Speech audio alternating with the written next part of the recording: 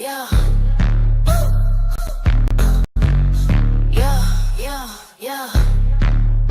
Like, swords up, throw it up, throw it up, throw it up, throw it up.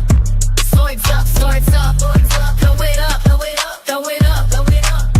Like, throw them swords up, throw them swords up. Where you at, where you at? Throw them up, throw them up. Avengers, where you at, where you at? Throw them up, then slice and dice, then slice and dice, then slice, dice, dice, dice, then slice and dice, then slice and dice, then slice, dice, dice, dice, dice, dice.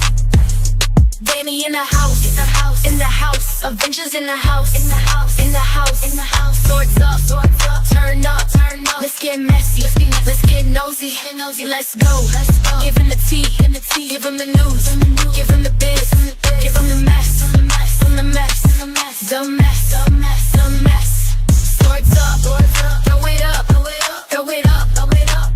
Swords up, throw it up, throw it up, throw it up, throw it up, throw it up. Throw them swords up, throw them swords up. Where you at, where you at? Throw them up, throw them up. Avengers, where you at, where you at? Throw them up, then slice and dice, then slice and dice, then slice, dice, dice, dice, then slice and dice, then slice and dice, then slice, dice, dice, dice, dice, dice. Who gon' check me? I'm playing chess, you playing checkers, checkmate, checkmate. Next caller, swords up, swords up, swords up, swords up, up, up. I don't like you, can't stand you. If it's up, then it's stuck, it's stuck, stuck, stuck. Swords up, swords up, swords up, swords up, up, up, up.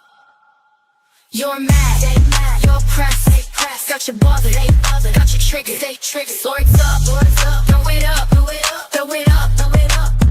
Swords up, swords up, swords up, throw it up, throw it up, throw it up, throw it up.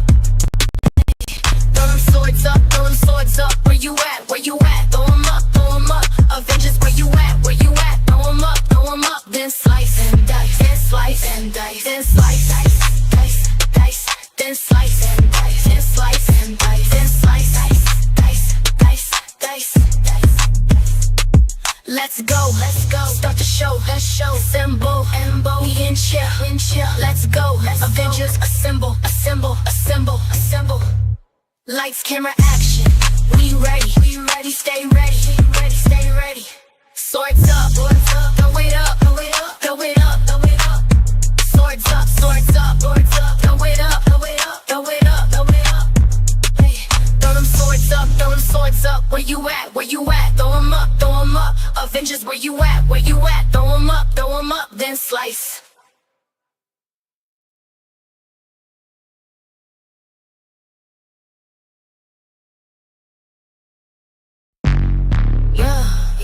Yeah.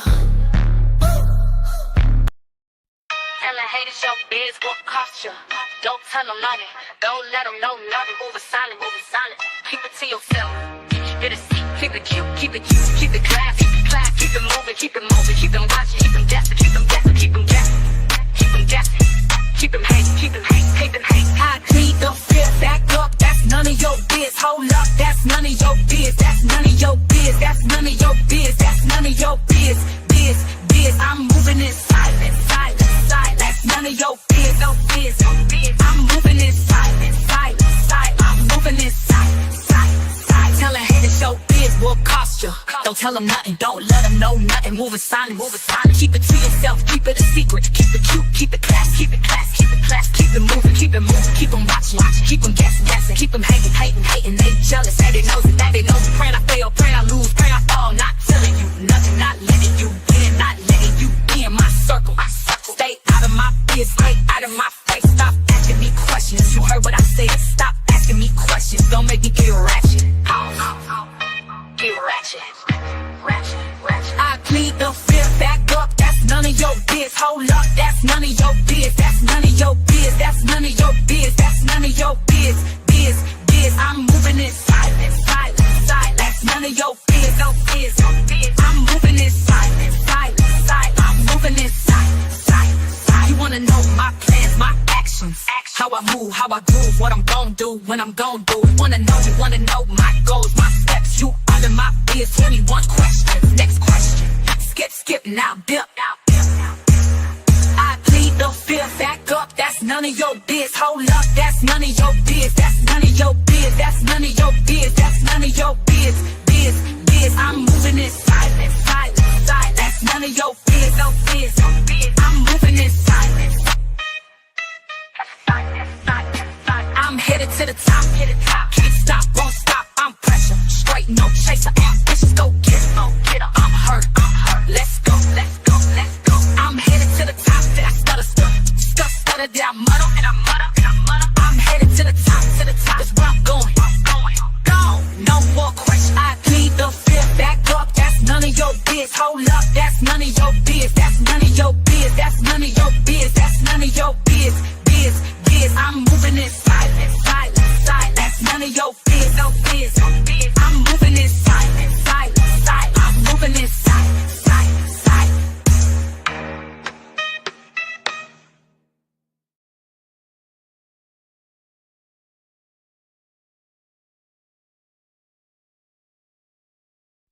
Tell the haters your biz what cost you.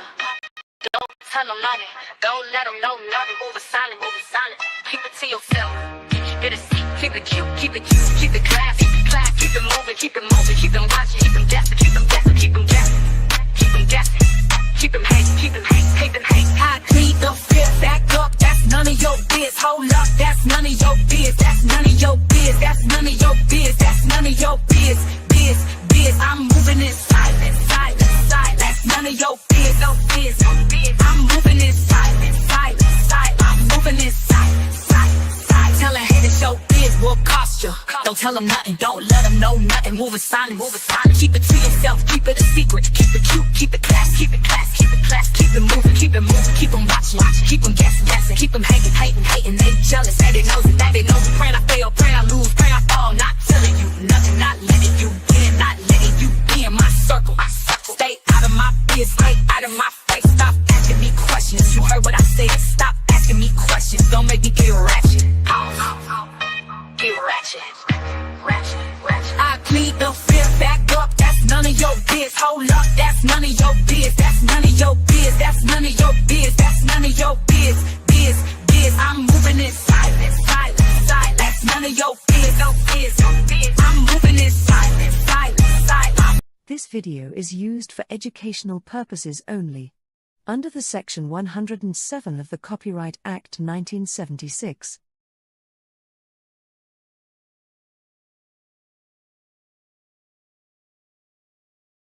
This video is used for educational purposes only.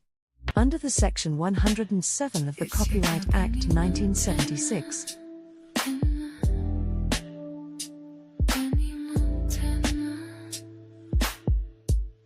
This video is used for educational purposes only.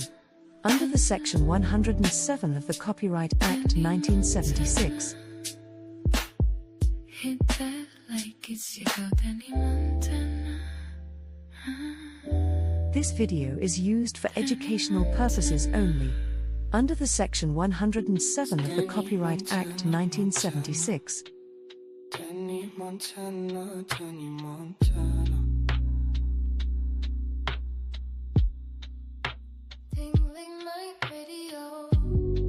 Hey everybody, how are y'all doing on this Sunday? Hit that like button on your way in here. Hit that like button on your way in here. So as I said yesterday, we will be picking back up on the Angie Stone sector as well as discussing, Quiet Storm's daughter. And then of course we'll also get into Jaguar Wright and debunking a lot of her Diddy allegations that she has made. Okay, before I get into this, let me actually say this really quickly. Because there's still a lot of scamming and grifting going on, and I want everyone to be clear on, what to look out for. If someone claims that they are being harassed or stalked, but they are on here every day making daily videos, tagging the alleged harasser, spreading false private details, stalking the person they're claiming to filing a lawsuit against, obsessing over the person they're claiming to be filing a lawsuit against, That's not justice. That's retaliation and stalking. Any real attorney or anyone for that matter would advise that if you file a lawsuit against someone claiming emotional distress and harassment and stalking, that you should disengage, document, and just litigate. That you should not make daily videos tagging the person. You should not make daily videos obsessing over the person and stalking the person and defaming the person and making up false allegations and false doxing that person that you're claiming is harassing you. Because what does that look like? Especially when the other person is not doing the same behavior.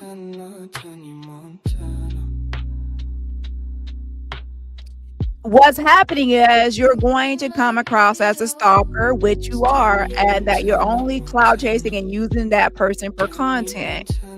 That's not how victims behave. Real victims of stalking harassment do not chase after their alleged stalker, make daily videos on their alleged stalker, harass and defame and false dox their alleged stalker and harasser. They don't do that.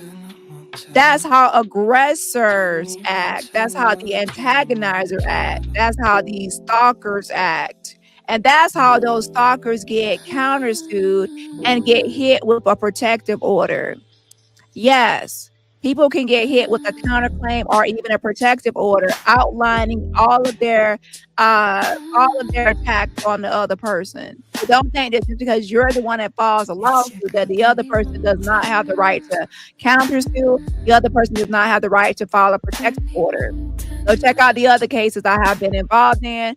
I will document everything you're doing to me, and I will file a protective order showing all your actions towards me and that you are the stalker. Yes, I keep receipts. I'm the queen of receipt. And that's how I can also get tossed out and looked at and under scrutiny under the doctrine of clean hands. Judges will ask, who's really the stalker here? And when the evidence plays back, it won't be a mystery of who's the stalker. In situations like this, determining who the stalker is comes down to patterns of behavior, not who falls first. And in some cases, I have actually fallen first and it's documented. I've sent dozens of cease and desist before anyone falls.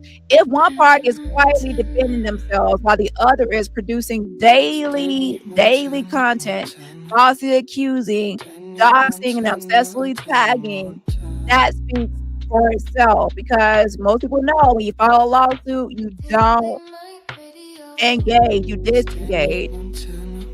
Filing a lawsuit while simultaneously engaging in defamation, harassment, and doxing and cyberstalking only undermines the case and strengthens the other side's defense. No serious plaintiff will sabotage their own credibility that way. A person who behaves like that is not seeking justice. They are just proving that they are a stalker in need of a protective order, and they should not be taken seriously. And let's be clear, it's not fundraising, it's scamming. And a lot of these people know the outcome, and that's why they don't really take their own case seriously. If someone is not taking their own case seriously, then why should you take it seriously? A serious person is not going to harass when they're actually, you file a lawsuit for harassment, you're not going to harass the person and stalk the person and make daily videos of defamation and false dox the person, because that would look very bad. Okay, it's weird. A grifter does not stop grifting, and that's what these people are doing. They're grifting and they're frauding and they're scamming only for them to have content, because filing a lawsuit equals now you have content and now you have an attachment to the person you're obsessed with.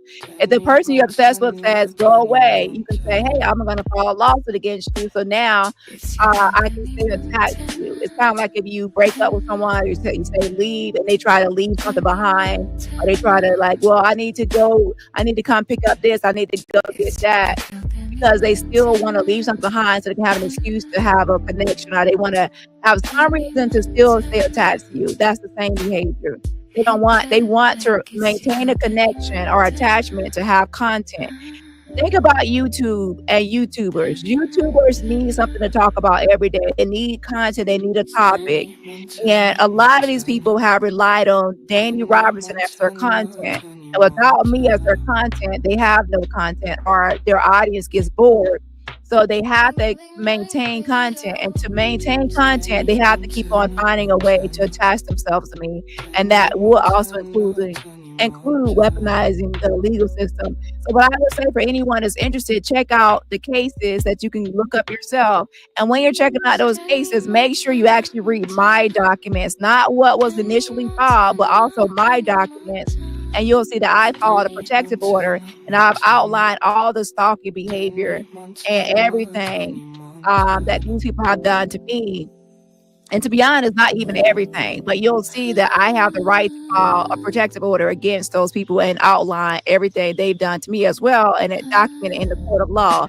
So anyone that's thinking about doing that, keep in mind I have actual receipts of everything you're doing to me, and I will, if it comes to that point, I will file that in court. Everything outlined, and when I say receipts, will be receipting, it will. For one person, it was like 100 and something pages of receipt. The other person, I think it was about 30. And it to be honest, it could be more, but I didn't spend as much time on that one. So I do keep all my receipts of everything you're doing. Okay. And yeah, so let's go ahead and get started. And also let me actually mention one other thing.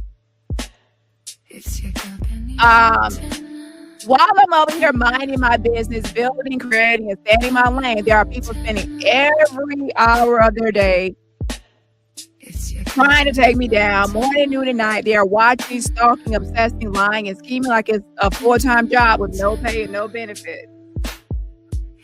They are so busy trying to tear me down, they don't even realize they are destroying themselves. Every lie they tell, every fake narrative they spin, every trap they try to set, it all circles back. Because the same hole they are trying to dig for me, that's the one they end up buried in. Okay, so I know the end result. Evil might look like it wins for a moment. It might get a little attention, some claps, maybe even a couple of donations, but it does not last. It never lasts. There's no long-term reward for being wicked. The clock always runs out. Meanwhile, again, I'm still here, still standing, still solid. And that's how it's going to end in the very end. You're going to fall into that very hole. And I'm seeing, and people don't even realize that they're falling and sinking way more into that hole. The more they try to take them down, the more they take themselves down. Because when you're rooted in truth, when you're protected and aligned, you don't flinch when people do certain things like this, or when narcissists have a smear campaign, or people are upset when things are not going their way, or they're feeling rejected. You let it pass, and you watch who survives it. Okay, so let them dig, let them lie, let them keep spinning their wheels. And I will speak up from time to time just to warn everybody of certain signs to look out for when you're being scammed, and when you're being hustled, and when you're being cryptic. If someone would have filed a lawsuit and they disengaged, and they were not like stalking, harassing, and making daily videos and doing all and false doxing and going after the person, then you would take that person seriously. If you see someone file a lawsuit about someone harassing them, and then you see them daily making videos harassing the other person, tagging the other person, false doxing, and doing a bunch of stuff towards the other person, you might have to say, hey, does this make sense to join this behavior while you actually got a lawsuit? Does it? And why isn't this person taking their case seriously? Why? Because you might have to wonder that they're grifting and scamming, and maybe they don't really believe in their own lawsuit, and that's why they're not taking it seriously. And in that way, they're not taking it seriously. So you shouldn't take it seriously. And you might have to recognize you might be getting scammed and grifted for someone that is just pursuing temporary content. Okay? Yeah, I'm not going anywhere, and I'm not losing a minute of peace. I'm too focused, too covered, and too chosen. And that's my message for today. And moving forward, I will be moving in silence. And when I move in silence, it doesn't mean that anybody is winning. It means that, yes, pay attention. When I move in silence, it does not mean anybody is winning. It means that I am the person that's being silent. I am the person that's disengaging. I am the person that's collecting my receipts. I'm the person that's documenting. I'm the one taking this seriously. I'm the one that's not the stalker, so I know how to disengage. The stalkers don't know how to disengage. And I will show you, I know how to disengage because I've done it time and time again. I have disengaged. I have not responded. I have paid dust. I have collected my receipts. I have collected my evidence. I have not used it as content. Okay, so you can pay attention to who's the stalker, who isn't, who doesn't disengage, and who does what to an active litigation. Pay attention. And the person that doesn't, you'll clearly see is the actual stalker, and the stalkers always show their hand. And so that's my last and final warning. And always do your own research. Don't believe anyone that claims to be harassed and is actually out here, obviously with your own triage. You see them doing behaviors that are counterproductive to actually winning a lawsuit. a mess. Again, I made new people mods: Kat, Young J, J Mizak, of course Archangel. Appreciate you, and everybody that came in and did what you did, modding up. Patricia Blair, appreciate it. We appreciate And thank you for almost 50 likes. We can use one more to get to 50. Okay, yeah, y'all hit the like button on the way out, and we are out of here, y'all. All right. Imagine that you got 400 and something. Almost.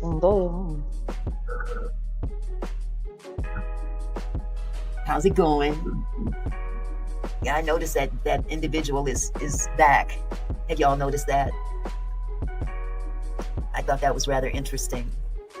LaWanda, what's up? Yes, distraction.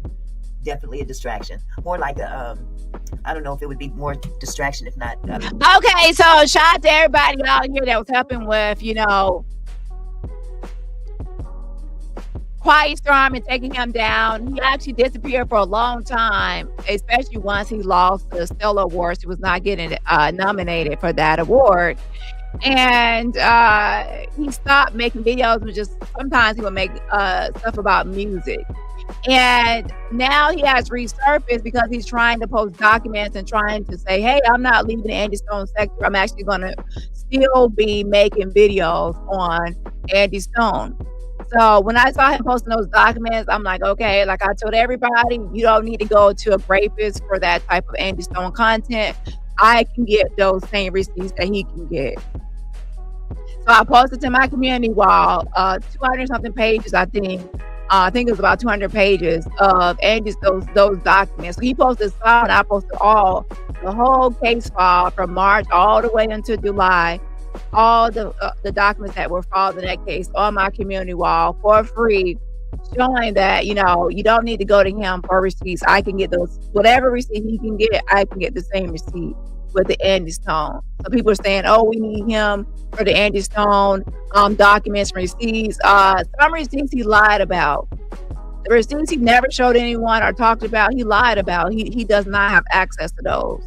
What he was doing was he was saying he had those receipts because he was probably hoping that he would get the receipts and then post them one day. That's what he was hoping. And dangling a carrot in front of people's faces. I tried to get those same receipts and I got a response, and that the investigation was still ongoing, so they were not going to release it. So they said that to me. They also said it to him. And he posted those documents, and I also received those documents. The autopsy I also posted. There's nothing he can get that I can't also get. So there's no need for any excuses. Oh, I need to go to a rapist for that Angie Stone content.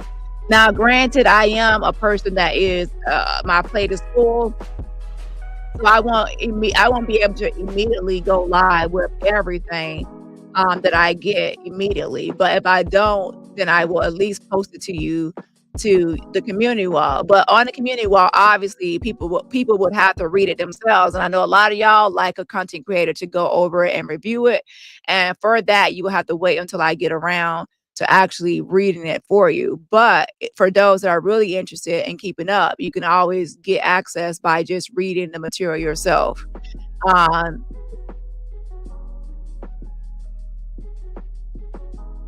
So we're going to, I'm also going to be talking about, so Quiet Storm's daughter stopped by.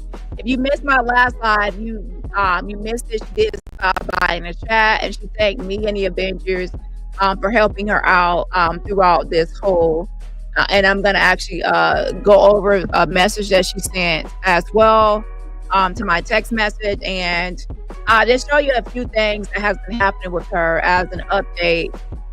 with her. And again, make sure you watch the last hour of my last video, because this is actually a part 2 of that. So if you don't know exactly what I'm talking about, then that means you skipped the last video, and you need to at least watch the last hour for the Angie Stone portion.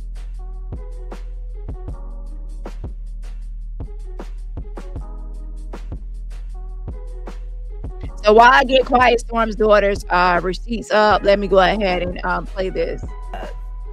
Desperation. That's the word. That QS dude, the one that used to share a platform with me, Wanda. Yeah. I'm surprised people are still going over there. Yeah, I hear you. They love me. He just pops up on my screen, and I just go, Yeah, he popped up on my screen the other day as a live, and it wasn't even a real live. As a matter of fact, his daughter called me. She was like, Auntie, is that real? I said, no, baby girl, it's not. It's not. We had a nice long conversation. So basically, Quiet Storm, the Rapist, went live, and he played a re-upload, like a premiere, like an old video. And the old video was pretending like, that he was trying to pretend like it was a new video, and people saw, chat comments from old people like Charles and his former mod popping up on the screen. They were like, wait a minute, are these people back cool with him? Are they back over there hanging out with him? And then it turns out that he was actually playing an old video, and he was responding to the video, I guess, according to Mickey, that he was responding to the video. So it appeared that it was new, and those people were back over there, but actually it's old. And here I am. I am here. Oh, I got the wrong camera on. Okay, I'll just leave it this way. Yes, he is desperately operating in desperation. Absolutely protected by God. I don't know, were you here yesterday when I was talking about the live that he did and your name popped up? And I'm like, oh no, I know this ain't real now. He had an old live going, but he staged it in such a way that it was an old video, but he had a current chat going on. So the people that were popping up on the screen as mods or someone that would make a comment weren't even in the chat. So I was like, what's going on here? So I saw Protected by God. I saw Just the Best. I saw Millionaire's Cove, Barbara Weaver, and maybe 2 or 3 others. And I'm like, they're not even in the chat. What is he doing? Hi, Lisa. How are you? Exactly, Barbara. That's why I said it's all about desperation. He's trying to raise that Cash App money. He's trying to raise that Cash App money. That's all that is. It's really, I don't understand it. But I really don't understand. And maybe I shouldn't let it bother me.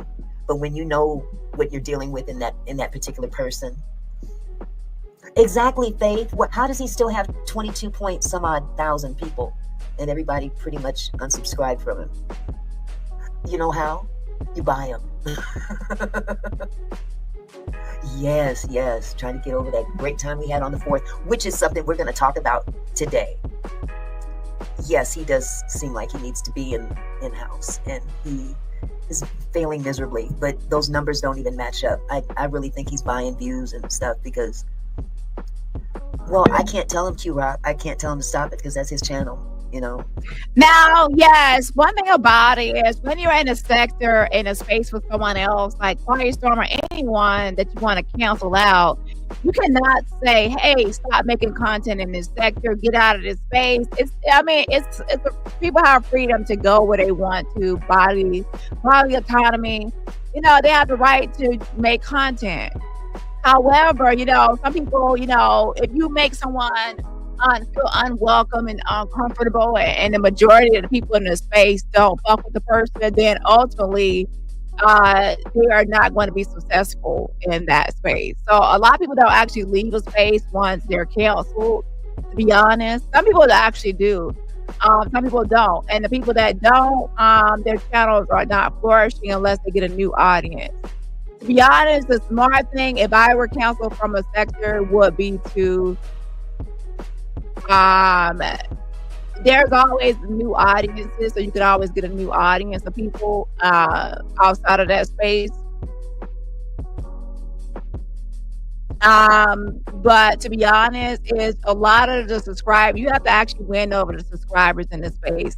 And I think that's what a lot of people actually do, is that once they're canceled from a space, they spend all their days and nights, forever and eternity, trying to win over the subscribers in the space or get back into the good graces of the subscribers in the space. And that can be to their own detriment, because sometimes subscribers don't actually want. A lot of times you're canceled because of the majority of the subscribers are the ones that cancel you, not because of just a creator. So in that way, I think that that's what a lot of people spend time doing. But what I recognize is that people that actually leave the sector and go into different spaces or another space, they actually can thrive, and their channel can grow, and they can actually get into when they move to a different sector. Those that stick around and try to fight to get that old audience back or to win over the audience that previously canceled them, their channels don't do too well. So that's what I recognize. That is kind of better to just go to a different sector and start over with a new audience and get new people than to just try to fight forever trying to get back the audience that previously canceled you. But hey, everyone can do what they want to do. But that's what I recognize as patterns over time. When I watch people get canceled and they move to a different sector, they will get a new audience and new people. And those that stick around and try to fight for their old audience, their channels end up dying, and then they just end up spending all their days and nights trying to take over or take down people they feel impacted or messed up their platform. So, for instance, if someone feels like I messed up their platform because I canceled them out, they're going to spend all their days and nights trying to take me down because they felt like I am the one that canceled them and caused their channel to die out. So they're going to have a vendetta against me. And for those that actually leave the sector or the space, they actually can just grow in their channel. They can get a new audience, and then they don't have that issue. So that's a pattern I'm noticing. And hold on. So in Quiet Storm, he's really trying to fight for his existing audience. He wants to be in the Angie Stone sector. He wants to talk about Angie Stone. So he wants to still stay in that space and fight to be in that space. And ultimately, it's probably not going to work out too well for him over time, especially the more people that find out about him, the better. Now, I will say is that even for that space, there's always going to be new people coming in and out every day. So he can actually get new people, especially if there's nobody talking about him anymore. And I don't mean in this space, I mean the Angie Stone sector. If the Angie Stone sector creators are not talking about him and actually keeping up the awareness about his activities and his actions, new people coming in won't even know about him. They'll just say, hey, this guy's talking about Angie Stone. Let's listen, let's subscribe. And then they'll subscribe. They won't even know that he's a rapist and until later if he's exposed again or they find out. So what I want everyone to understand is that no creator is going to be talking about the same thing every day and every day and every day. So don't blame a content creator if Quiet Storm gets new subscribers or he gets new people, because the only way to stop that is if you tell everybody in America and everybody all over the world, United States, internationally, about him. And there's no way you can tell everybody in the world about Quiet Storm. So I always expect that someone will always find a new sucker or a new audience or new people, especially because you cannot reach everybody. I have 15,000 subscribers, and some people have around the same amount of subscribers as me or less. So there's no way we can reach everybody. But yes, he is fake. Yeah, he only had 48 likes. I'm surprised he had 48 people in there, because I looked at the chat and there was all of maybe 6, 7, 8 people tops that were in the chat. So I'm like, something's wrong with this. Yes, Dawn, exactly. Because if you can buy subscribers, you can buy views as well. You can buy likes. I was appalled at some of the things that they sell on these websites, that you can actually go and purchase likes. You can purchase views. You can purchase subscribers. Absolutely, Camille. And I'm just hoping that some of the people over there that are still hanging with him don't fall for the okie doke. But they've been warned. He tried to unsubscribe and the channel was already gone. His channel's still there, Fonda. Exactly, Barbara. I started to go in that chat last night and say, what the hell are you doing? But I didn't. Hi, Melody. I might do it one day. Discerning 8 has had some, when she had a death in the family, and then another family member suffered a medical emergency. So, keep her up in prayer, you guys, because her family is really going through right now. So, all the prayers you can send up is wonderful. Yes, it is, Dawn. It's very tempting to just step in there and say, what the hell y'all doing up in here? And what are you doing, sir? Why are you faking these live streams? He's testing the waters. But, I'm sure he'll always get an audience. I just hope that people don't fall for the okie doke, because it's definitely an okie doke going on. This man is desperate. Very desperate. Hi, Yolanda. He put all your people on pause, Auntie. He had me on pause, so I canceled my membership. Exactly. Yeah, I had actually, before all that stuff went down, I gifted like 35 memberships, but they were only good for a month. I'm just gonna be a vapor. That's right, Fonda. Poof. Oh my goodness. And yes, with YouTube, on those fake websites, you can buy views, you can buy engagement, you can buy subscribers. However, I don't recommend anyone doing anything fake. Fake engagement does not help you in the long run, and in fact, it can lead to you getting terminated as well, especially by a combination of those things. It's better just to have organic, natural growth. People will sometimes make fun of you because you're growing slow, but at least you're growing slow and organically, and not fake and bought, and then it could impact your platform.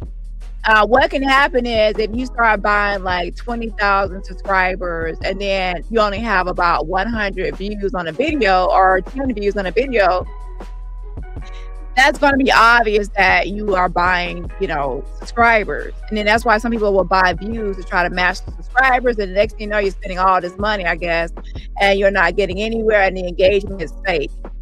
And then you'll probably have to do that for every video. So I would just say whatever your channel is getting organically, just leave it at that. There are some videos I have a lot of views, and then there are some I have less views, especially if I switch to a different topic or a different, like if I'm just reading court transcripts, and I don't have an audience for court transcripts, then I'm not going to get as many views as my usual commentary.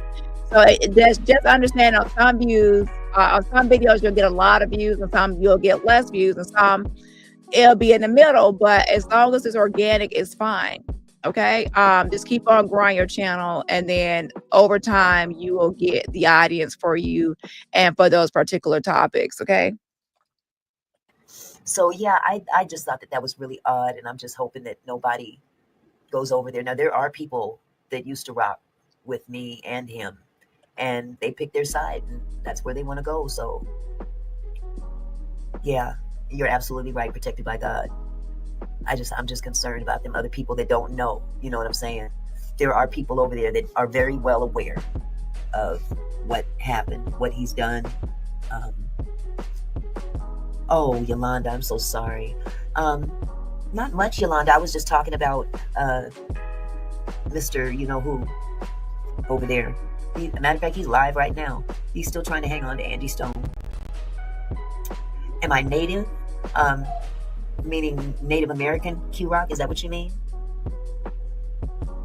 I'm not Native American, but I'm from Seattle. I'm a native of Seattle. Faith says he needs some money so he can have a place to live. We tried to help him do it the right way, but he didn't have good intention. Exactly. Hi, Lady of Elegance. How are you, sweetie? Yes, the trade. Oh, yes, he had the nerve to be on yesterday. I seen that. Yes. And the night before that, it was weird because it was a fake live. I'm seeing names up in there that I know ain't up in there. Oh, bless your heart. Thank you so much. They love me. I appreciate it. And it just goes to show you don't have to be raggedy. You don't have to be just doing people wrong to be able to survive.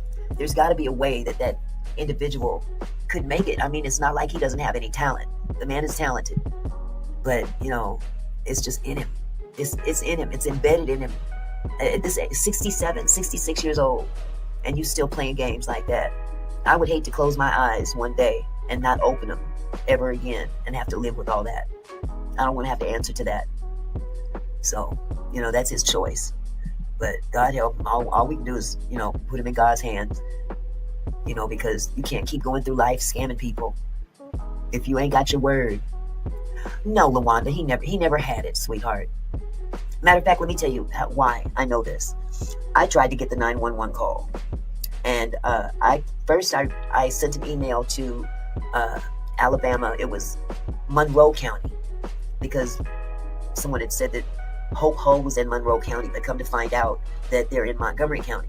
So I wrote Montgomery County an email to get the 911 call, and in order to get the call, the actual recording, you have to exactly, Crystal. In order to get the recording, you have to be a resident of Alabama. Okay.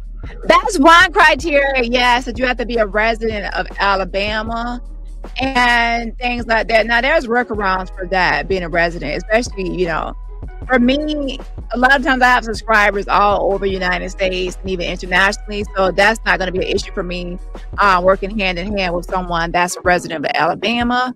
Now, secondly, it's actually an ongoing investigation, and that's another reason they have not released it. And for anyone trying to doubt it, I actually have a receipt that I got from them with the boxes checked off. Okay, and the boxes were checked off. That one, the denial was because you have to be a resident of Alabama, and secondly, it's because it's an ongoing open investigation. Those are the two reasons for denial. So nobody can have access to that at this moment during an open investigation. Even if you were a resident of Alabama, you still cannot have access. So that took me out, but I was still able to at least try to get the transcript. And I applied for I put in for the transcript. 2 weeks later, they informed me that I have to be a resident to get the transcript. Now, in order to get the recording, you have to physically show up into their office to get that. But in order to get the transcript, I had it backwards. You have to be a resident of Alabama. So no, he never had it. He never had it. As a matter of fact, the person that was doing his research for him because I don't think I ever shared this with you guys. So I'll go ahead and share this part with you. He lied and told this person that I wrote a letter to the Stellar Awards. I don't know if I ever told you guys this, but he said to this individual that I wrote a letter to the Stellar Awards and tried to not allow him to be nominated, which was a lie. And so the person that did the research said, well, I'd like to see this letter. And he would not give up the letter. And this individual says, well, if you want this 911 recording, you're going to have to show me the letter. Hence, no letter, no recording. That's how that went down. So, yes, definitely, Yolanda. Again, I watched my last video to see updates for Quiet Storm. He has a new business in Hawaii, working with dogs yet again, even though in another thing he was in that he was scamming with that same sort of concept. Okay, so definitely watch that. My last video, especially the last hour. I found out so many, just talking to people that he's done wrong to. I've only hit a tip of the iceberg. Yes. He once told me that he was a gang member. And he actually is. Showed me the tattoo and everything, but how he got it is another story. He got it while he was locked up. Just like he lost them teeth when he was locked up. He wasn't in no blast in a war.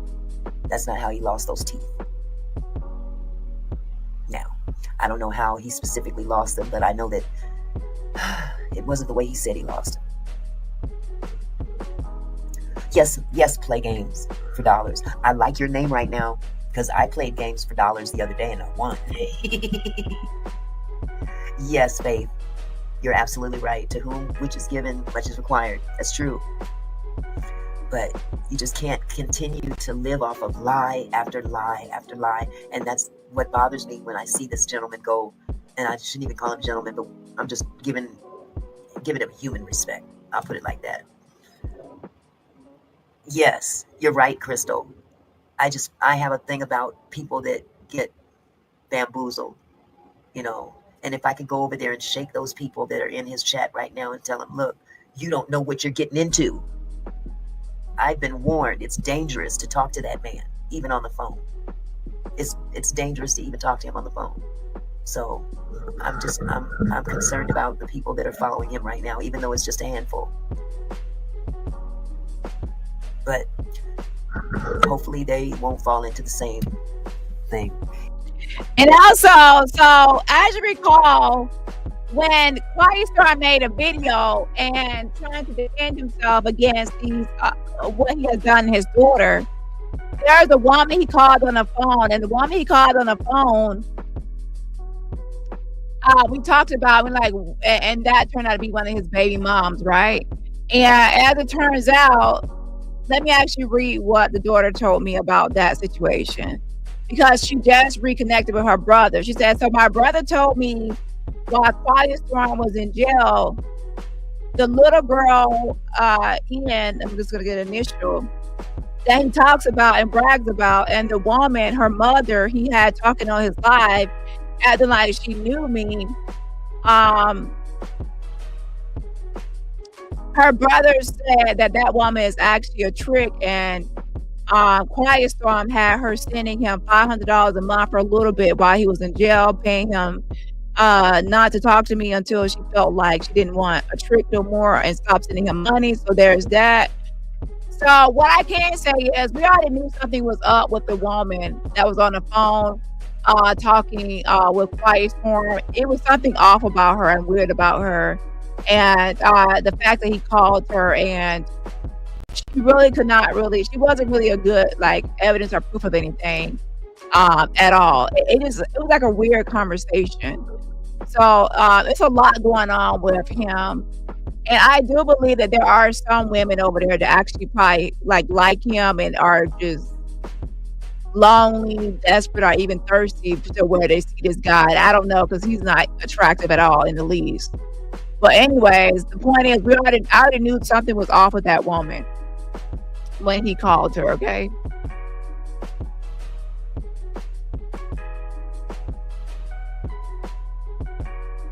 So I'm actually going to read a message from his daughter. Just a second. It says, because of you and the Avengers, I have to stand tall.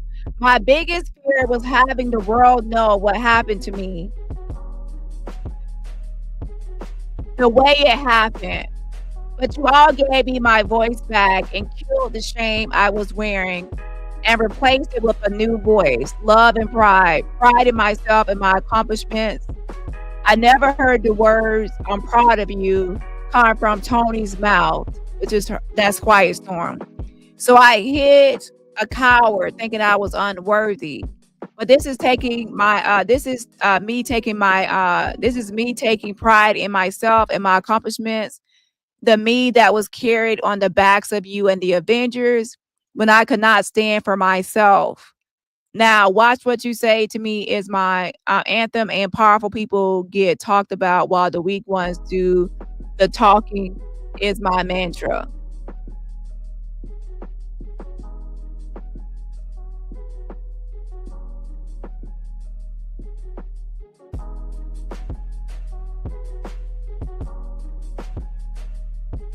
And she said, and my song I wrote in dedication to my ex-husband, children's father, who moved to Hawaii and was there for me and protected me.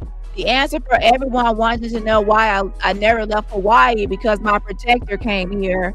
No need to run from where I found the best medical care for my condition and the peace that I found through the years he stayed here with me and the children. Now, here's the thing. Quiet Storm kept saying, if she's really a victim, why did she stay in Hawaii? Because it's her fucking choice to stay in Hawaii. there's no need to really explain why you stayed in Hawaii. You have the freedom and the right to stay in Hawaii. Like that was like a stupid statement to make.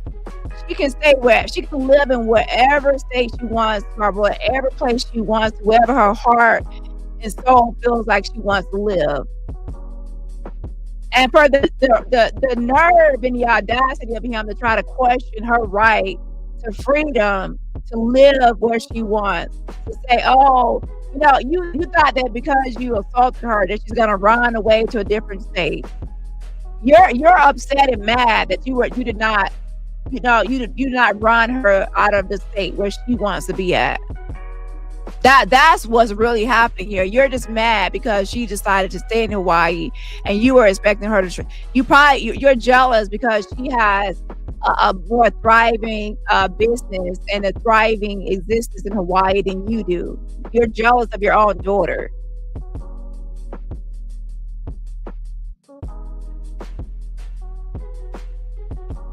Got a story, every soul got a...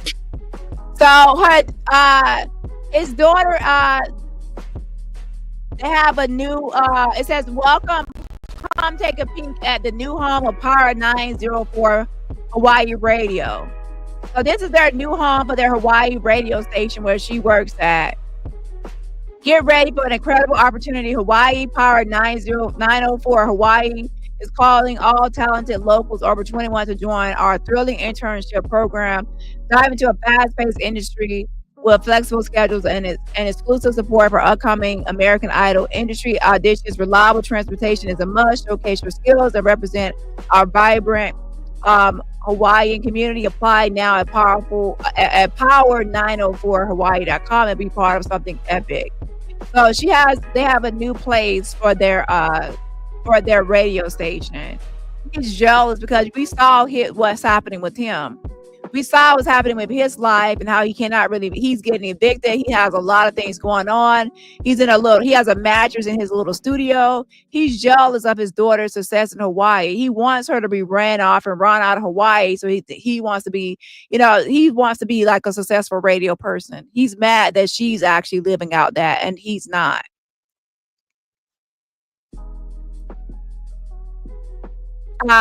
Powerful people get talked about. Weak ones do the talking. Which one are you?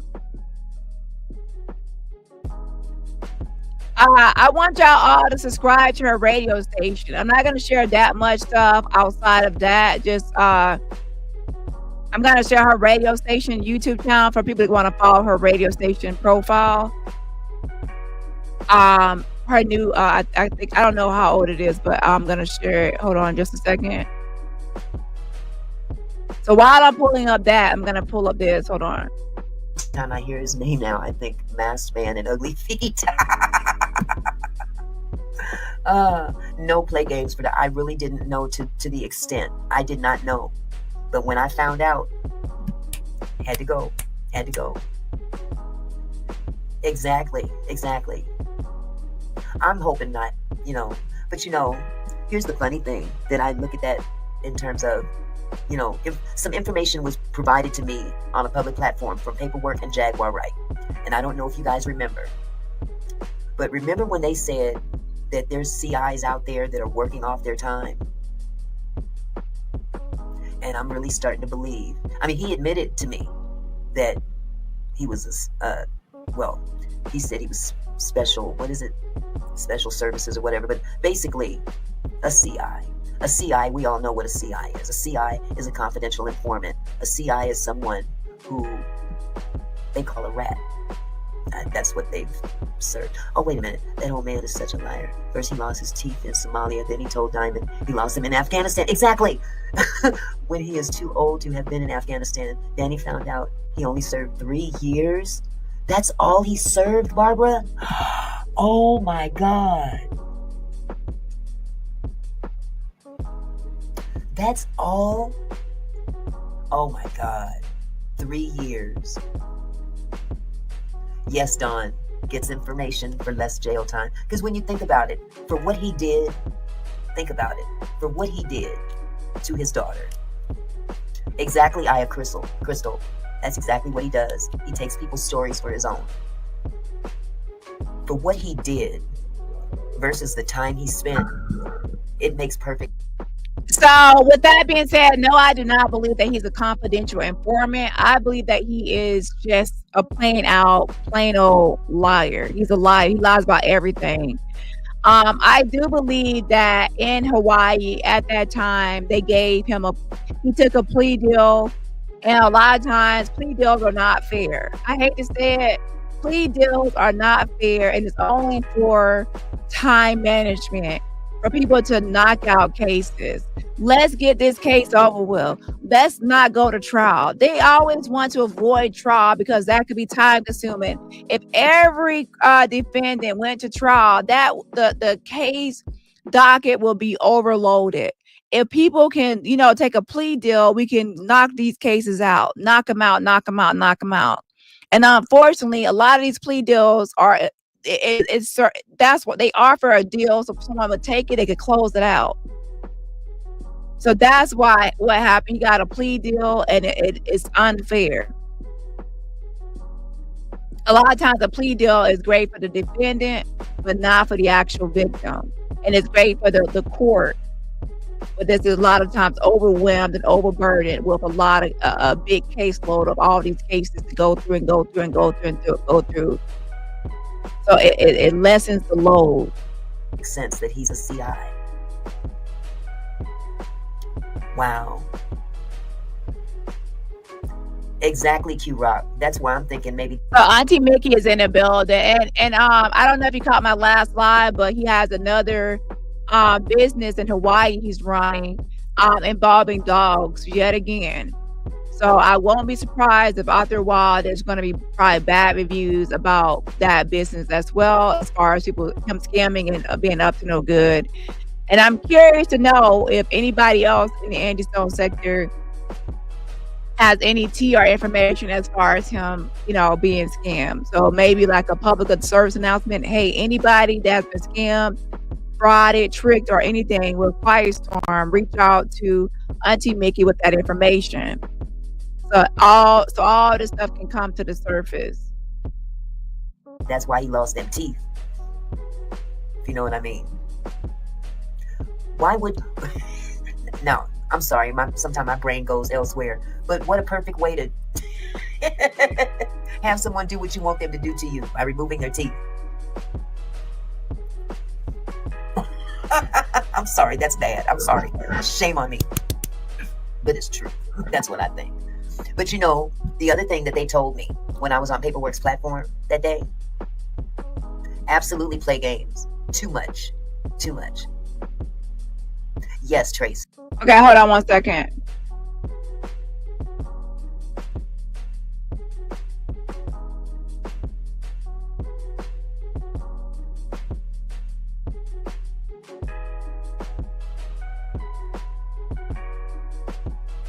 Hi, Tracy. The sniper, right? Good luck with that one. That was a lie too, Barbara. That was a lie too. But Paperwork and Jaguar said something that really stuck out in my head, and that was the feds when they come into our chat rooms like that. Yes, Fonda. When they go off into people's chat rooms like that, they work in teams. Now, think about this. And yes, I do believe that there are it's 2025 and this is the age of technology and social media. There's definitely going to be a lot of cybercrime units. Okay. Cybercrime units and people investigating what's happening on the internet.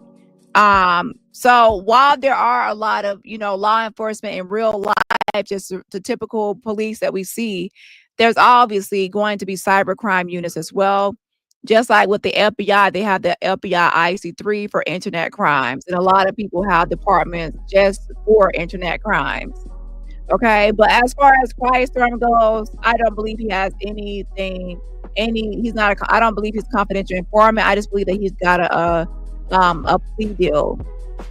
Okay, and that he's also a scammer and a liar, and he just makes up stories. But I want to actually, let's go ahead and get into Jag, and make sure you can check out Auntie Mickey's channel to finish the rest of her video. I want to share the radio station really quickly, and I want to go over her message really quickly. Daughter's message that she wrote about us over here on the Avenger channel. I'm going to give my mods this link really quickly.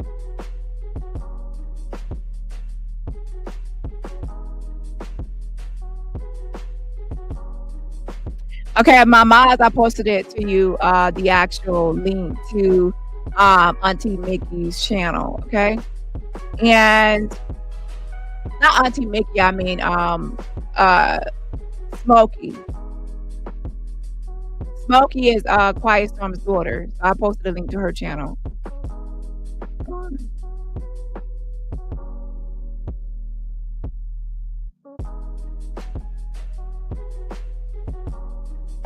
Yes, I won't be surprised that he does a lot of things. I mean, everything that we've seen so far in his background, like a bunch of different businesses, scamming and frauding online. You know, he scammed you.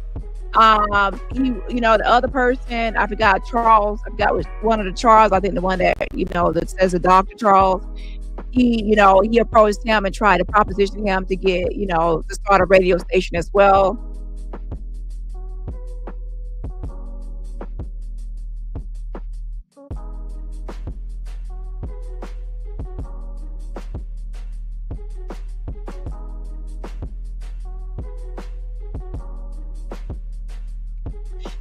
Okay, the message says, because of you and the Avengers, I have to stand tall.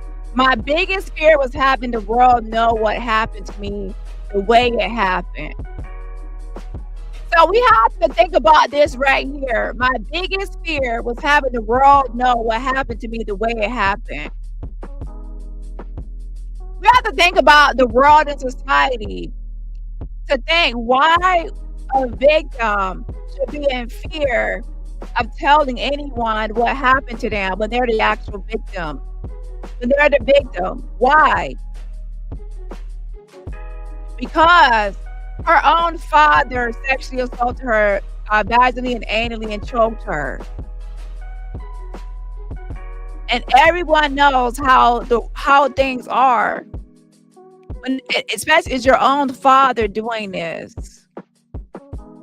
And everyone knows how it goes with incest and how that's something that's like, incest is, how people can look at, oh my gosh, it's incest, your own father. And then it's sexual assault, though. It's sexual assault. It's SA. So that can be like someone's fear, like, I don't want to say that my own father sexually assaulted me and anally and vaginally, and to carry that shame and that fear of telling people that, and to be looked at because that's stigmatized, right?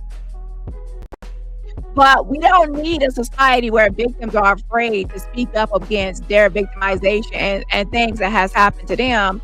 The person that should be ashamed is the rapist. The person that should be ashamed is the actual perpetrator. The person that should be actually feeling disgusted and sick and gross is the actual perpetrator. But a lot of times in this world, it's actually the victim that takes all this. Not only are they the actual victim of the assault, but now they start to carry the burden of the shame, of the embarrassment. They carry everything that they actually should carry by the other person. They carry it on their shoulders along with the actual assault in itself. And that's unfair. So a lot of times we have to make these conversations, we have to make it so people feel comfortable telling their story and not feeling like they're gross and not feel like they're disgusting because of their of being assaulted by their own family members, until the point where people are going to be like, oh my gosh, your own father, that's incest. Like, we have to actually put the shame, the guilt, the grossness and everything onto the actual perpetrator, not the victim. So that has to change, because it's really disturbing when victims are always the ones saying, I'm afraid to say anything, I feel embarrassed, I feel ashamed.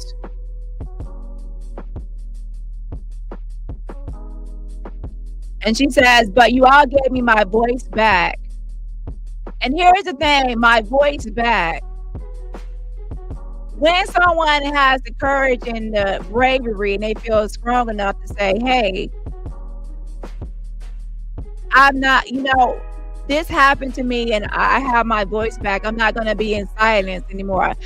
You tried to silence me. You tried to silence me and take away my voice and take away my voice and hold my head down in shame. But now I'm going to speak out against you. I'm going to speak out and shout to the rooftops what you've done to me.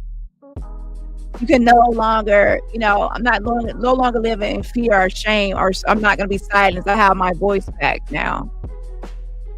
And that's what a lot of victims say. I'm not a victim, I'm a survivor.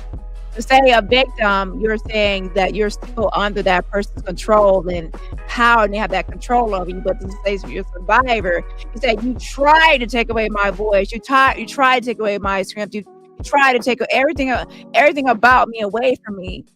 You try to screw me down to take everything from me, but I'm taking my life back. I'm taking my voice back. I'm taking my power back. I'm taking control over my life. You are no longer in control of me. I will not be silenced by you, controlled by you. I have my voice back.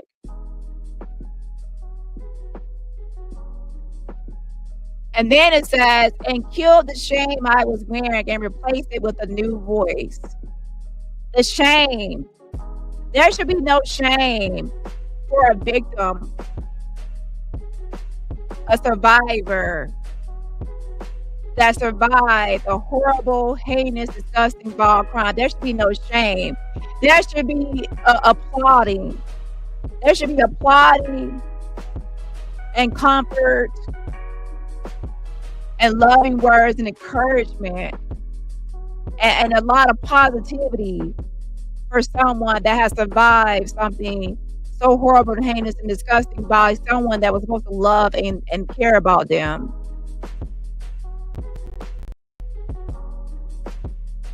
Shame should be actually for the perpetrator and the offender, because they are the one that did something wrong.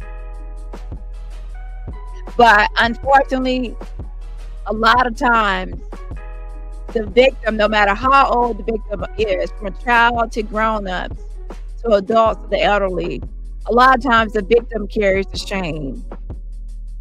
They carry the shame. They carry the shame. And we have to, as a society, say, no, we're not going to let you carry the shame.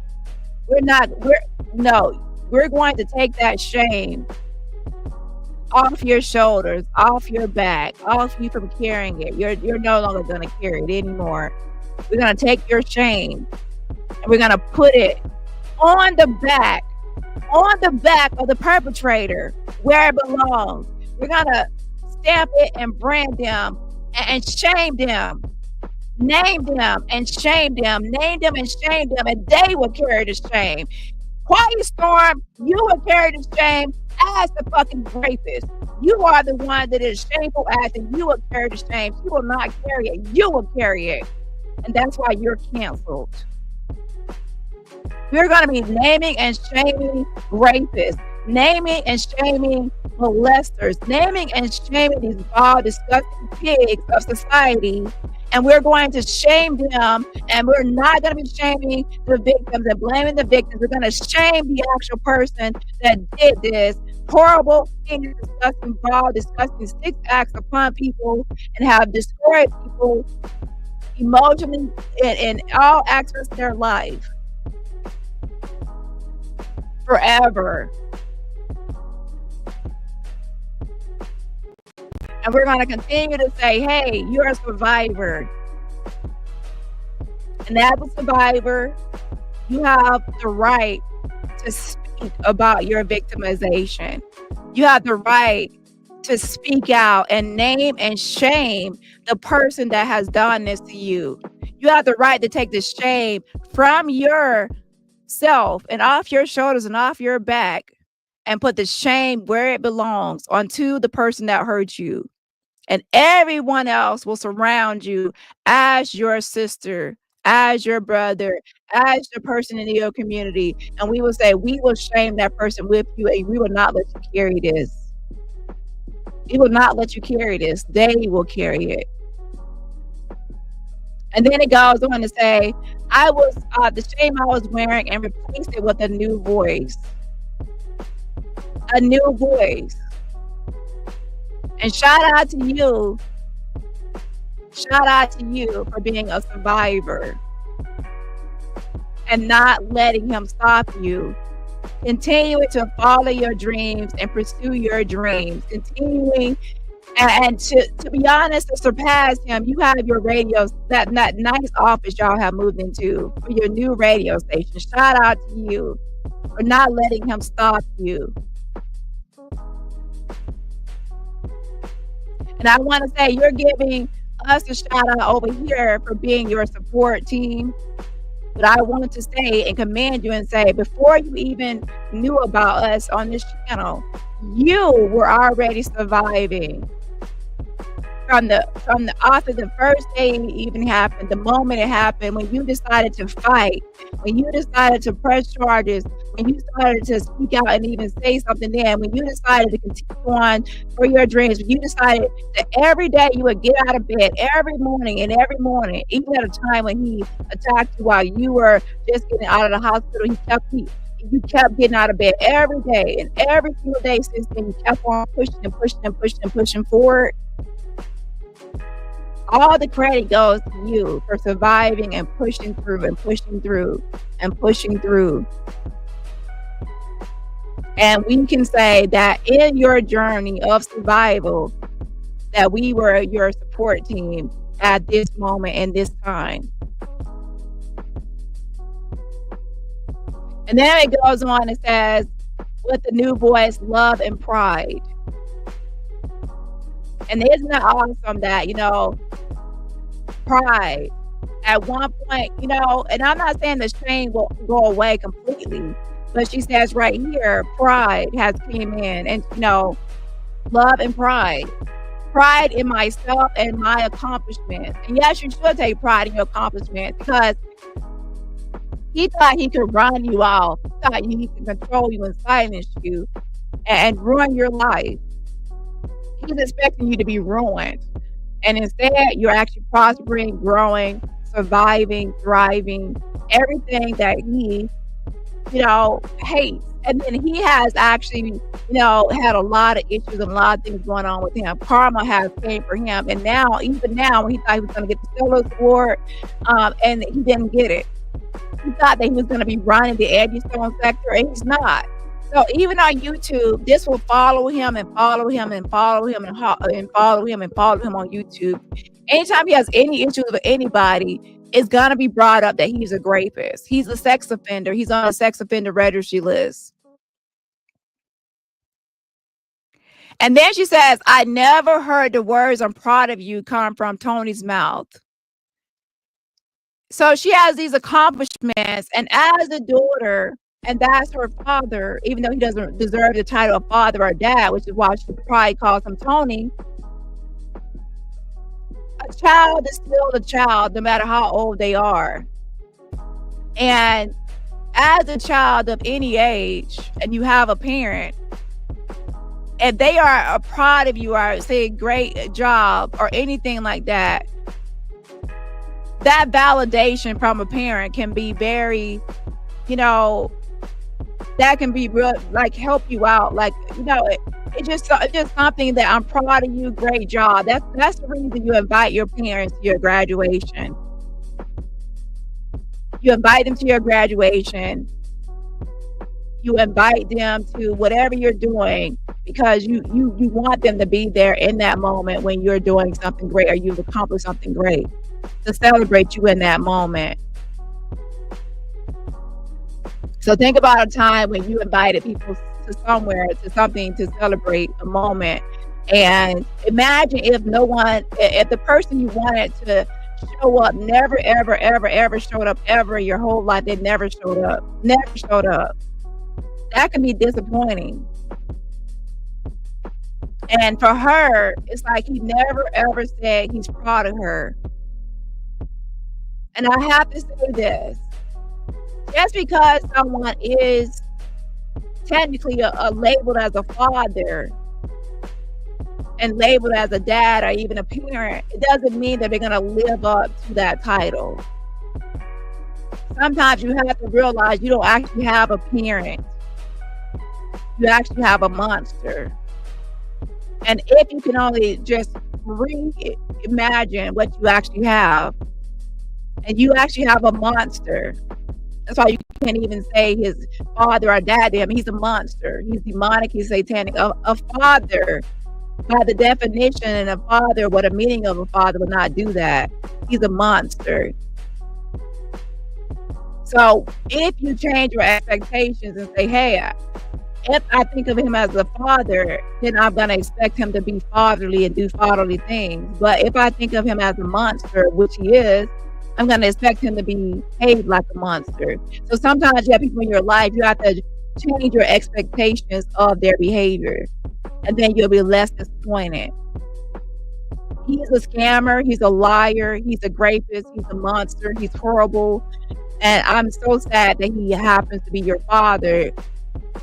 And with that, there should be no expectation of anything from him at all, because besides him just being a monster.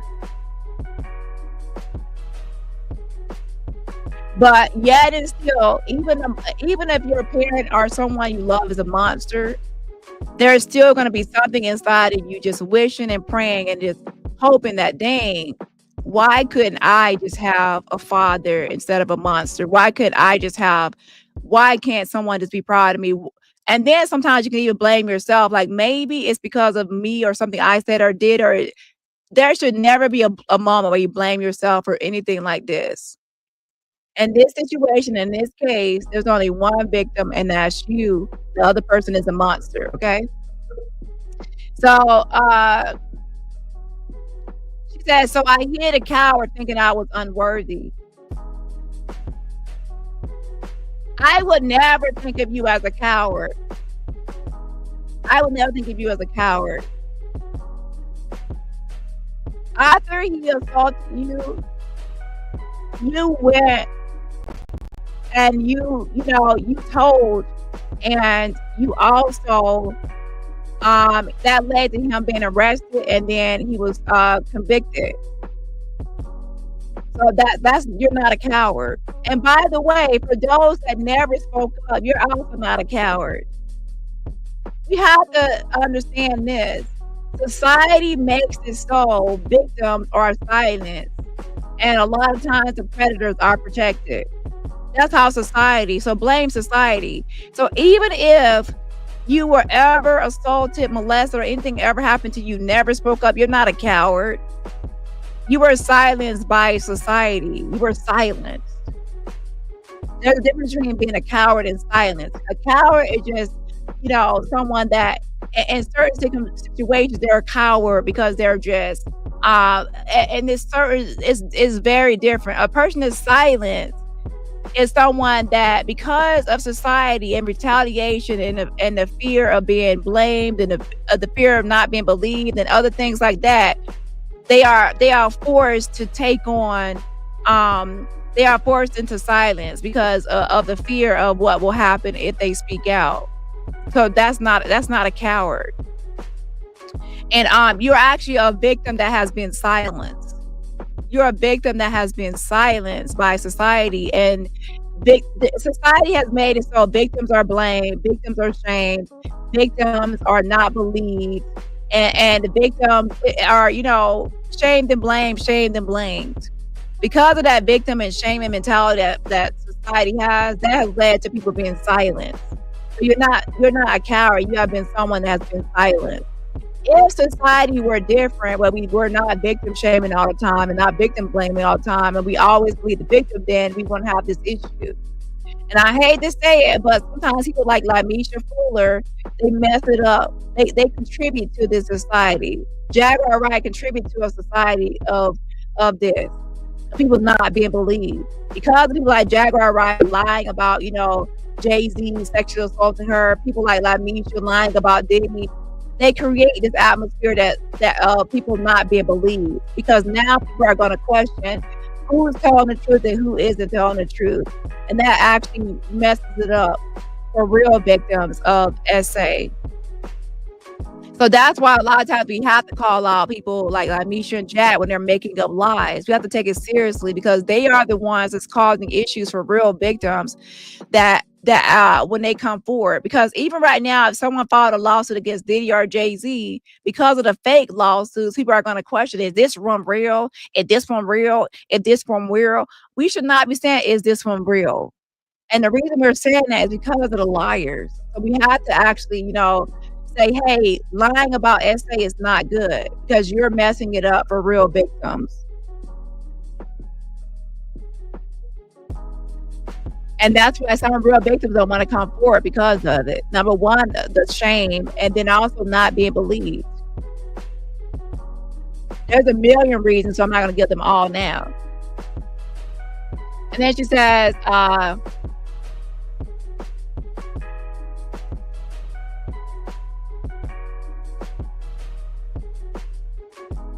I hit a coward thinking I was unworthy, but this is me taking pride in myself and my accomplishments.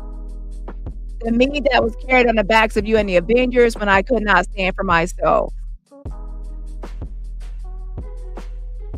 Now, watch what you say to me is my new anthem, and powerful people get talked about while the weak ones do the talking is my mantra. With that being said, let's go ahead and get into the next topic, which is Jag and the fake Diddy whistleblower topic.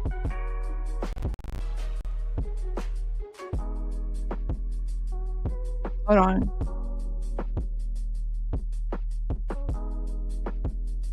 One second.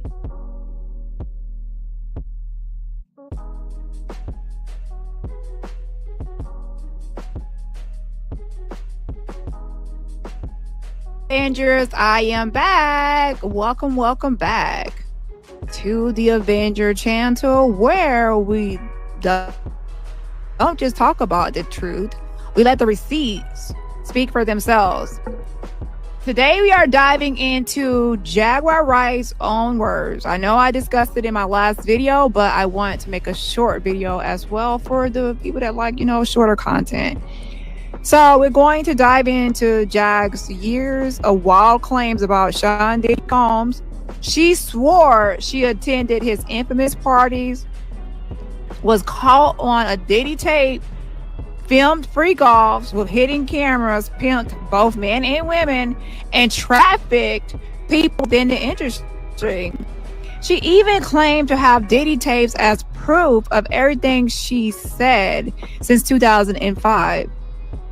But child, now that Ashley Parham has hit her with that frivolous lawsuit, backed by attorney Ariel Mitchell, is backpedaling. So we're gonna actually go through this video and actually make comparisons between what really happened with the Diddy trial, with what Jag has alleged was with the Diddy, the Diddy freak off, Diddy parties, and Diddy allegations that Jag has said. Okay, but let me actually close out that segment by saying it's one of the deepest cruelties in this world that the people who have been hurt the most are expected to hang their heads in shame, while the ones who did the damage walk around untouched. Victims are forced into silence, into hiding, into explaining, into proving, into carrying the shame, as I said before. And even though they did not deserve it, while predators go unbothered, unchecked, and unshamed, and sometimes they don't even face consequences, or they get a slap on the wrist, or get a light sentence. But let me say this plainly: you have nothing to be embarrassed about, nothing to explain, nothing to carry for him. He did that, not you. You did not choose the violence, you did not choose the trauma, you did not cause any of it to occur.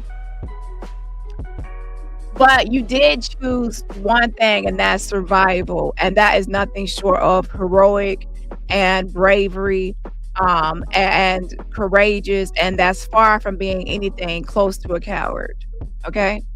And also, staying in Hawaii isn't something you need to justify to anyone. That's your peace. That's your boundary, your life, your choice, your choice. You get to decide what safety looks like, not the person who tried to destroy it. He is a type of person that is a control freak and a controlling person. People that's like domestic violence people, people like him, like a sociopath, they are very controlling and trying to say, well, you should not be in Hawaii, leave Hawaii. No, you don't tell her what to do. He tried to run you off the map and failed. He tried to drown your voice in shame and failed. And still you rose and you rose and you rose. You're still here. You're still here. And as far as you say you stayed in there because you stayed in Hawaii because your protector moved there, I'm so glad that someone was there to remind you of your worth when you forgot, because you should never have to carry this alone. Okay, never. So, and that goes for anyone out there. Don't feel ashamed, embarrassed, humiliated, disgusted, or grossed out, anything negative about what happened to you. I want you to take all of those negative feelings that you have, and I want you to place it on the back of the perpetrator. Place it on the back of the person that harmed you, because that's who should be carrying all of that. The only thing that you should be carrying is a badge that says survivor. Everything else that's negative needs to be attributed to the person that's actually negative and that has done the negative action. Okay? You just existing and just breathing and just living and didn't do anything wrong. You are the person that's actually the victim. You should not be carrying any of that negativity that's attached to that horrendous, horrible act upon your person and upon your body. So place it where it belongs, okay? Don't carry somebody else's wrongful activity and someone else's wrong. Okay, only carry your own wrongs, not someone else's. Let them carry it. Name and shame.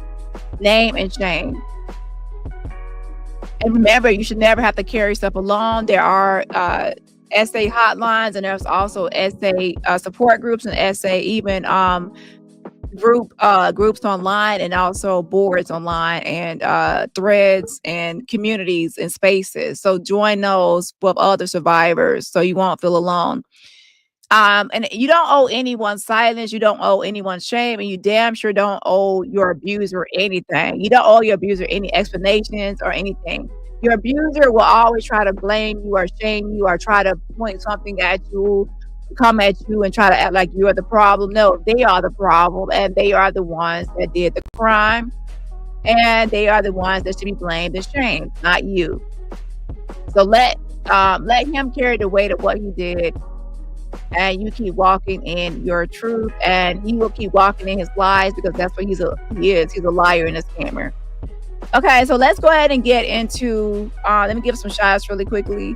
Shout out to Kirsty. Thank you so much for being a member for 3 months. Happy 3-month anniversary. I appreciate the support. Again, shout out to Kirsty.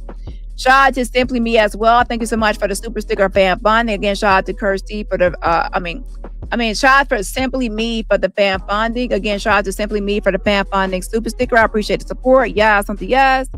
And let me give one more shout out to Lisa. Thank you so much for the fan funding as well. And everybody else, remember, support my channel for free just by what? Hitting that like button. Lisa says, thanks for being the safe place on YouTube. We support survivors. I think it's much I appreciate it. And my mod is also posting links and resources. And everybody else, remember, support my channel for free just by what? Hitting that like button. Also, if you want to follow his daughter's radio station, you can follow it at this link.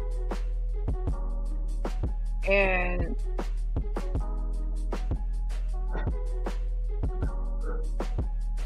her back is going backwards, child. That bike is pedaling backwards. The lawsuit itself is frivolous, but she's still worried. And her response, a full-blown narcissistic rage. When I said she blew a head gasket, she blew a freaking head gasket. So anyways, instead of taking my word for it, let's roll the clips. Hear Jaguar Wright in her own voice making these explosive claims, and then listen to how she's suddenly trying to walk it all back Now that real legal consequences are on the table. I mean, that she's facing a lawsuit, but frivolous or not, it's still a lawsuit. Okay, so and it's causing her to worry. So let's go ahead and get started. First, we're going to, roll the clips of everything she was saying about Diddy before the lawsuit was filed. The amended lawsuit was filed on March 7th, 2025. And now, at the very end, we're going to roll the clips or some audio of her backpedal hearing about the lawsuit. Okay, overnight after it was posted, like going into March 8th, she went into a new. She went into grade, and yeah, I thought we're gonna start off with the clips, and then at the end we're gonna end with the present. So like historical stuff first, and then moving into current day. Okay. I used to get money for girls. Okay, in the next video, we're going, and yeah, Legina was not trafficked. Legina was not trafficked, okay? Let me say that. That was just a narrative spawned to weaponize against other people. However, Jag tried to pretend like she was a sexual trafficking advocate, like a sex trafficking advocate. And then later dragging the person she said she was advocating for. That's the hypocrisy. Okay, yeah, that's what I wanted to point out. But no, Legina Gold was not trafficked, but Jab was pretending like she was rescuing her, and then she later dragged her. So there goes that rescue, right? Yeah, hold on. Girls, after they would run through and run trains on them, and they would give me a certain amount of money, and I had to make deals with them to not go to the police and to sign non-disclosure agreements. So right here, she's talking about her former life as a pimp, P-I-M-P, okay, a pimp, and how, she used to make deals and how the women had to sign NDAs, non-disclosure agreements, and things like that. So again, she's claiming to be this SA advocate, and watch how she describes this whole story about her being a pimp and the women. Okay, so oh my God, I got a stack of NDAs at the top of every week and $5,000 in cash, and this is back in the 90s. $5,000 was a little bit of money, but it wasn't a lot of money. I got a stack of NDAs and $5,000, and they told me whatever I didn't pay out, I could keep. The first time I seen a girl take $200 after 15 dudes had ran through her after they drugged her, and she had no idea. She didn't even know that she screamed most of the time. That's how insanely drunk and intoxicated and drugged she was. She didn't even realize she had been. All she kept saying is, "Do you know where I can get a hot cup of tea? My throat is so hoarse." And she took the $200 and signed a non-disclosure agreement for that kind of abuse. Now, when I quit, it was when the white girl came to me to negotiate. And I said, how about we start with $500? She said, how about I know they give you at least $5,000 for this? Tell them they're going to have to come to the table with more money if they want me to sign off on this paper. The white girl, turned out she was pre-law. She was in college studying pre-law. She knew all about it. Yeah, good point. Like, she's saying that she used to be a pimp and that she has like a stack of NDAs at the beginning of like every week or so. Like, what pimp? Like, you good point. What pimp like has all people signing these NDAs? Now, I have heard of such things, like I guess when people have like our wealthy and things like that. So, but not like some like regular like pimp that she's describing. Yeah, so $60 says a happy 5th month anniversary to you. I appreciate the support. Says the facts and only the facts reside here. Yes, yes, only the facts. So let's get back to the video. Hold on. And she walked away with $25,000 that night. And guess what? Of all of the women that I paid off while I worked for this particular crew, she got the most money. and it was the black girls that accepted the least amount of money. I actually ran out of cash one time, and I couldn't find anybody with petty cash to go get more money to pay off more girls. And those girls accepted backstage passes at the next concert instead. So she said that at one time she ran out of money to pay the girls, and they accepted backstage passes. Something tells me that, you know, people actually would want their money and not just want backstage passes to a concert. And for me to see you say she's lying, now it's the white girl that was smart enough to know she was a pimp bat with at least $5,000 to pay her off. I can't, and I won't tolerate such foolery. Of course, and then you get into it where, you know, all the black women were stupid and they didn't know their words. They were just like unintelligent, but it just so happened to be a white woman that she knew her words. She was smart enough to figure things out, you know, catch that. Oh my God. After being viciously raped for 7 hours with 12 men that we're gonna knock out your teeth. That's a great thing. But on one of the clips I seen, I think on Facebook, you know, you were talking about you attended a couple of Diddy's parties. Yeah. Care to elaborate just a little bit if you can, or you want to go deep? Go deep. Shit. I mean, honestly, I went to be nosy, and I went to go make sure that my workers were working. I kept people in those parties. I still got people that go to Diddy parties. Jag built her, you know, career off of, you know, being an alleged insider. And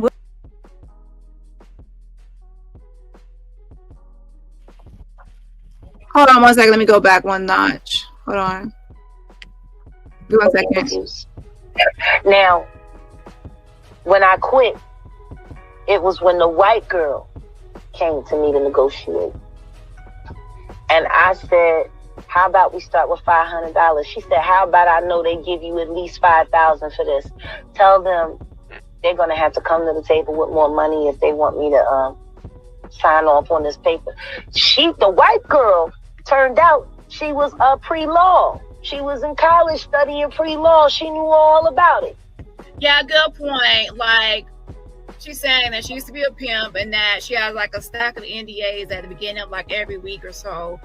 Like, what pimp, like, you good point. What pimp like has all people signing these NDAs? Now, I have heard of such things, like, I guess when people have like our wealthy and things like that. So, but not like some like regular like pimp that she's describing. Yeah, so $60 says, happy 5th month anniversary to you. I appreciate the support. Says the facts and only the facts reside here. Yes, only the facts. So let's get back to the video. Hold on. And she walked away with $25,000 that night. So Jag actually right here goes into how she pretends like she used to be a pimp and what kind of person, you know, she's trying to say she was a pimp and she used to pimp these girls out and even cheat some of the girls out of money and things like that. And then later on, years later, she's actually surprised that she will actually be accused of sex trafficking. A lot of times pimps are actual sex traffickers. Sometimes they go hand in hand, not always, but a lot of times pimps are sex traffickers. She's like, oh, I will be a sex trafficker. I'll be a sex trafficker. Throughout this whole video, we're going to actually hear Jag say certain things that's going to imply or insinuate that she actually is a sex trafficker. So why would she get upset when Ashley Parham named her in a lawsuit pertaining to Diddy to be a sex trafficker? I mean, if you go out here pretending to be a sex trafficker, don't be surprised when people call you a sex trafficker or people lie on you and say that you sex traffic them. You're giving people the ammunition to use against you. And guess what? Of all of the women that I paid off while I worked for this particular crew, she got the most money. And it was the black girls that accepted the least amount of money. I actually ran out of cash one time and I couldn't find anybody with petty cash to go get more money to pay off more girls. And those girls accepted backstage passes at the next concert instead. So she said that at one time she ran out of money to pay the girls and they accepted backstage passes. Something tells me that, you know, people actually would want their money and not just want backstage passes to a concert. And for me to see you say she's lying, now it's the white girl that was smart enough to know she was a pimp bat with at least $5,000 to pay her off. I can't, and I won't tolerate such foolery.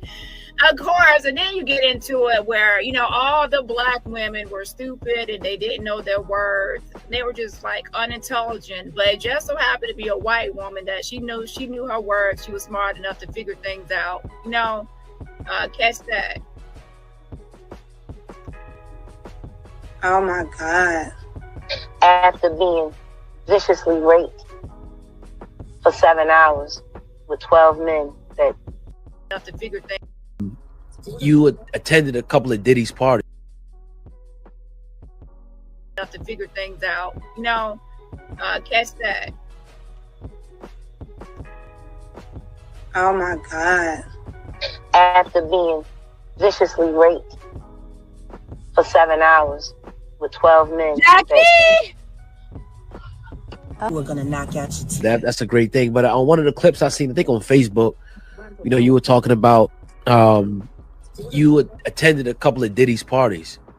Yeah. Care to elaborate just a little bit if you can, or you want to go deep? Go deep. Shit. I mean, honestly, I went to be nosy and I went to go make sure that my workers were working. Child, she said she attended Diddy's parties. So in the actual lawsuit, did we hear anything about Jag, you know, going at Diddy parties? Did anybody at the trial, any witnesses, anybody Diddy's any circle mention Jaguar Wright as being a part of any of these parties and having any sex workers at these parties? What sex workers? Because who was actually supposed to be there? Diddy and Cassie, and then a male escort usually, or sometimes Diddy, Jane, and a male escort. So where was bald-headed Jag? We know she's a male, we know she's an escort, but she's not one of the male escorts that was listed. So where does Jag come in at?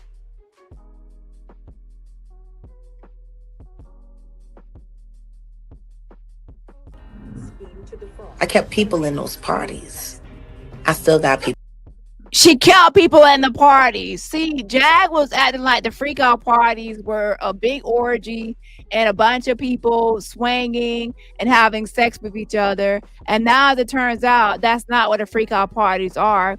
And she did not supply any of these sex workers at all.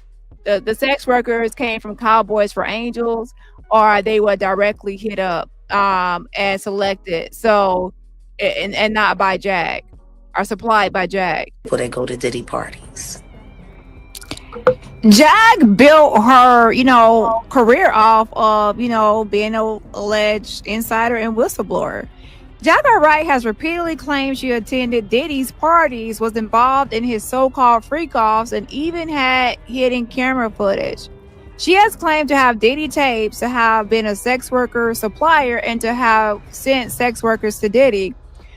Now that she is being sued, however, she's suddenly, you know, saying she has no connection to Diddy and that the lawsuit is false. So which is it? She spent years inserting herself into these narratives. Why backpedal now? Why, Jag? Why? People keep forgetting I was a dominatrix. People keep forgetting I'm a sex worker. People keep forgetting I had my own book. I just wasn't trying to Heidi Fleiss it.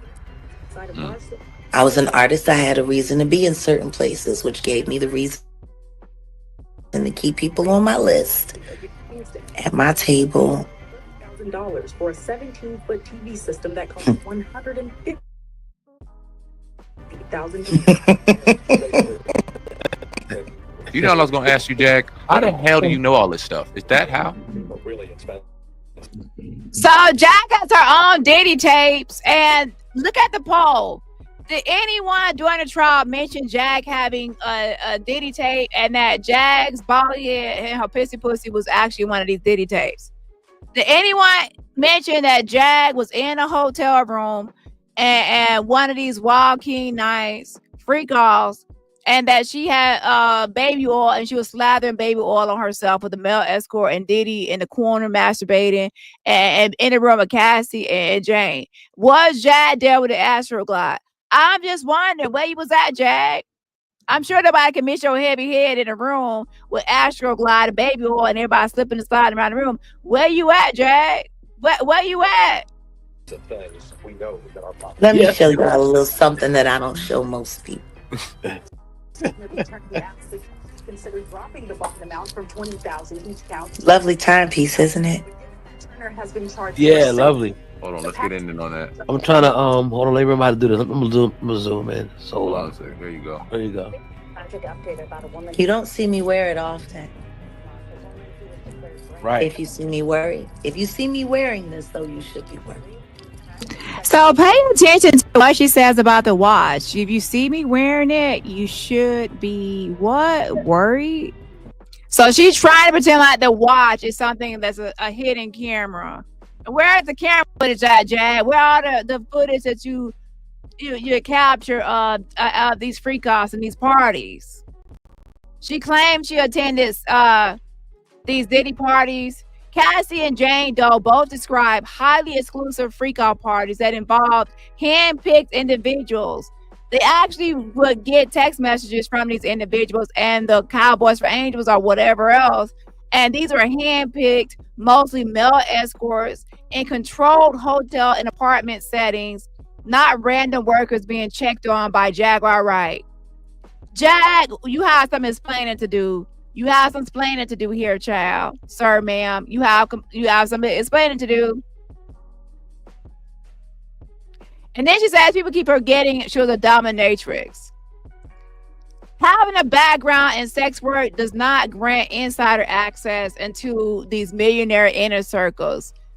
I'm not trying to be whatever, but Jag, based on Cassie and some other people that Diddy has been with, something tells me you are not his type. You don't, number one, you don't have a ding dong, and number two, you don't look like the other women that he's into and those rooms. I'm just being honest.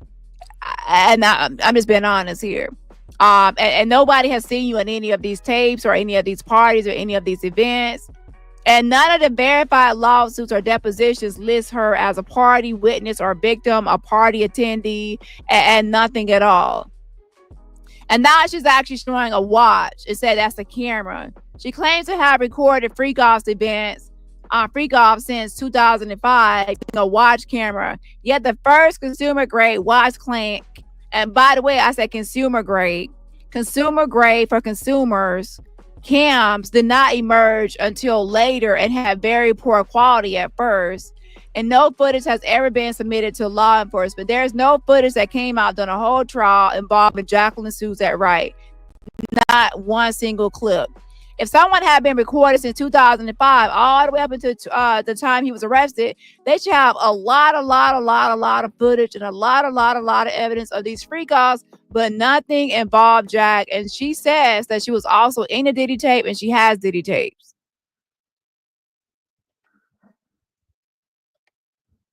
Can you speak about the significance behind that watch? You can? That's not a watch, that's a camera. So she said it's not a watch, it's actually a camera.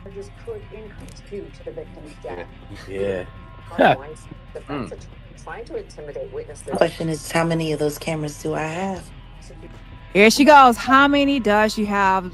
Do tell us. Please tell us. How many cameras do you have? Again, Jag has spent years running her mouth about Diddy, claiming she was at his parties, had Diddy tapes, trafficked people, and even filmed these freak-offs of hidden cameras. So I guess she's trying to insinuate or imply that the hidden cameras are in watches. Man, when did that technology actually come out or exist to have hidden cameras inside of a watch? Yeah, but she has been calling herself a whistleblower and insider in the industry's truth teller and has not really ever posted one receipt of any connection, association, or any link towards or with Diddy. And how many different variations do I have them? You want to know what's awesome about technology? Little hidden cameras like that? I'm gonna be able to rig them up so I can go live. Ooh. During a news conference, Lang attorney accused Haley of lying. But fuck, I'm a whole spy. Of sexual assault. April Lamppost says 30 years ago. I hear something playing talking about Diddy now in the background. Yeah, so in her background, she was actually playing stuff about Diddy, trying to, you know, play her role, have stuff about Diddy playing in the background, have these watches, have these props, make up these allegations. And then, of course, in a moment, she's going to say that she's on a Diddy tape. And keyword, listen, she said she's going to say she's on a Diddy tape.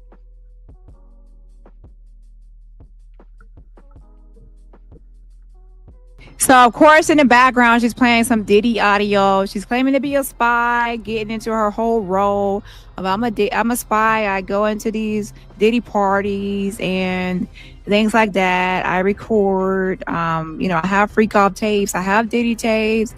And, of course, now that she's being sued by Ashley Priam, now is she's moonwalking and electric sliding and cha-cha now y'all and stuff like that, trying to, you know, moonwalk and walk backwards on us, child. Girl, Jay, you have been asking for, if I'm lying, then sue me. You've been saying that for years. What happened? What had happened? Yeah, it's just Diddy everywhere, my bad. Diddy flies. We Diddy. You can't get away. No Diddy, no Diddy, no Diddy. That's funny. When you hold on a second, yeah. So we're gonna get into some more clips as well. But like I said, she swore up and down she had these Diddy tapes, but now she's acting like she doesn't even know what a VHS is. Yeah, okay, Jack. So yeah, I don't think that, you know, Jack would have ever backpedaled if it were not for this lawsuit. So even though the lawsuit is frivolous, it still has led to Jack backpedaling on her Diddy allegations and claiming to be a Diddy whistleblower, because to be a whistleblower, you have to be an insider. And if she has no connection or affiliation or association with Diddy or anything closely related to him, at all in any capacity in proximity to Diddy, then she's not a real Diddy whistleblower, and her Wikipedia needs to be edited. Yeah. Seen that video drop of him beating up Cassie. What was your first thought? Like, what'd you think? Like, I was damn, triggered. there you go. I was triggered instantly. Yeah, I get bet. Yeah. Because I remember when that happened to me. Running out of that hotel room with a sheet, and he came out and he grabbed me by my hair and he dragged me back, and he just hit the shit out of me until I stopped fighting, and then he had his way.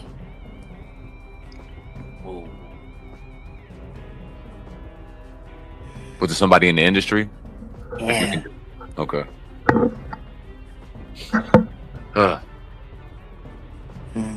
The media side wants me to ask who, but then the brotherly side wants you to keep that private. So if you want to disclose it, you can, but if not, we definitely respect that too. I'm gonna pay my debt, and I'm gonna collect what's owed to me in my own way. Y'all don't want nothing to do with that. Trust me. You don't want me to say that. Ooh, yeah. Not today. Respect. Yeah. So let's talk. I seen a video. What I will say is that Sean Carter is vicious and violent, and what he don't do with his own hands, he will pay others to do. And he films it all and he watches it. Like I said, there's another tape of me out there. Like I said, there's another tape of me out there. Another tape of her out there. And pay attention, she's going to say she's on a Diddy tape. And I'm going to change the poll in just a moment. In the whole trial, did you hear about any tapes of Diddy with Jacqueline Suzette Wright in a Diddy tape? So I'm going to actually put the poll up now. Did you ever hear anybody out there, from the prosecution to the defense to any witnesses to anybody on the stand, think about Jad being in one of the Diddy freak off tapes? Because at one point, Jag said that she actually gave her tapes that she has to the actual feds because she was a confidential informant. So the poll says right now, did anyone during the trial mention Jaguar Wright? 7% says yes. And for the 7% who mentioned Jag, what witness? I have all the transcripts. I have all transcripts. I have access to all the court transcripts, and Jag was never mentioned in any transcript. So y'all, whoever put that is not telling the truth. And all those transcripts, word for word. Do y'all understand that we have the court transcripts, word for word, everything that was said in the courthouse from day one to the end? I mentioned in any of the court transcripts, and there's no hiding it. Don't try to say, oh, no one was in the courtroom to know. No, there are court transcribers and transcriptionists, and they recorded every single word that was said, and Jag's name was not mentioned through the entirety of the trial. So 91% is correct, which is no, and thinking about it. So her name was not mentioned during a Diddy trial. Now I'm going to say, has anyone ever mentioned Jag being in a Diddy tape? And where tape of her being in a Diddy tape? And was Jag in the Diddy tape? Was Jag actually trying to, was she reincarnated as Cassie in the Diddy tape? Or B, was she reincarnated as Jane? Or C, was she actually Diddy with the Tootsie Roll between her leg? Or is it E, that she's actually one of the male escorts that they ordered in and hand selected? Or, F, none of the above? Don't know where it's going to pop up.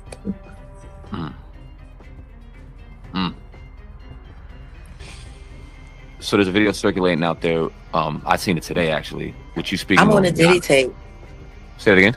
I'm on a Diddy tape. You're a bald-headed ass liar. You're a bald-head liar. A bald-head liar. Jag on a Diddy tape, child.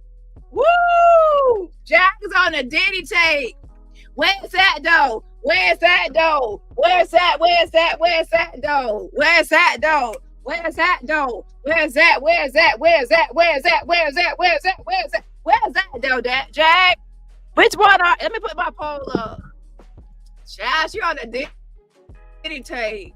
She a Diddy do wop bop bop. Shit, she on a Diddy tape.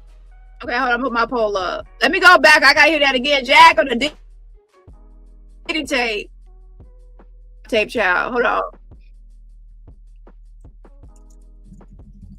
Let me go back a notch. We gotta hear Jag say she on a Diddy tape.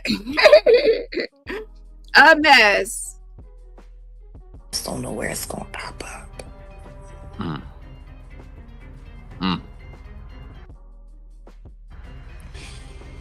So there's a video circulating out there. I seen it today, actually. Which you speaking? I'm on a Diddy tape.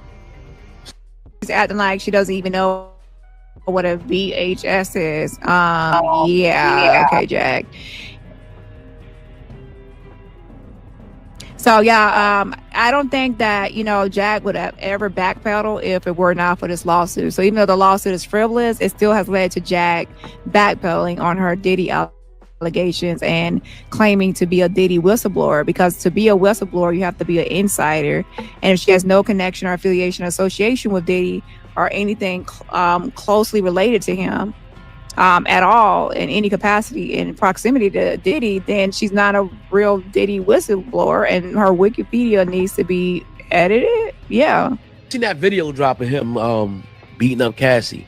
What was your first thought? Like, what'd you think? Like, damn, there you go. I was triggered instantly. Yeah, I bet. Yeah. Because I remember when that happened to me. Running out of that hotel room with a sheet. And he came out. And he grabbed me by my hair and he dragged me back. And he just hit the shit out of me until I stopped fighting. And then he had his way.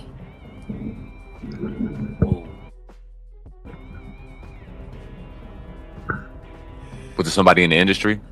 Yeah. Okay. The media side wants me to ask who, but then the brotherly side wants you to keep that private. So if you want to disclose it, you can, but if not, we definitely respect that too. I'm gonna pay my debt, and I'm gonna collect what's owed to me in my own way. Y'all don't want nothing to do with that. Trust me. You don't want me to say that. Ooh, yeah. Not today. Respect. Yeah. So let's talk. I seen a video. What I will say is that Sean Carter is vicious and violent, and what he don't do with his own hands, he will pay others to do. And he films it all and he watches it. Like I said, there's another tape of me out there. I just don't know where it's gonna pop up.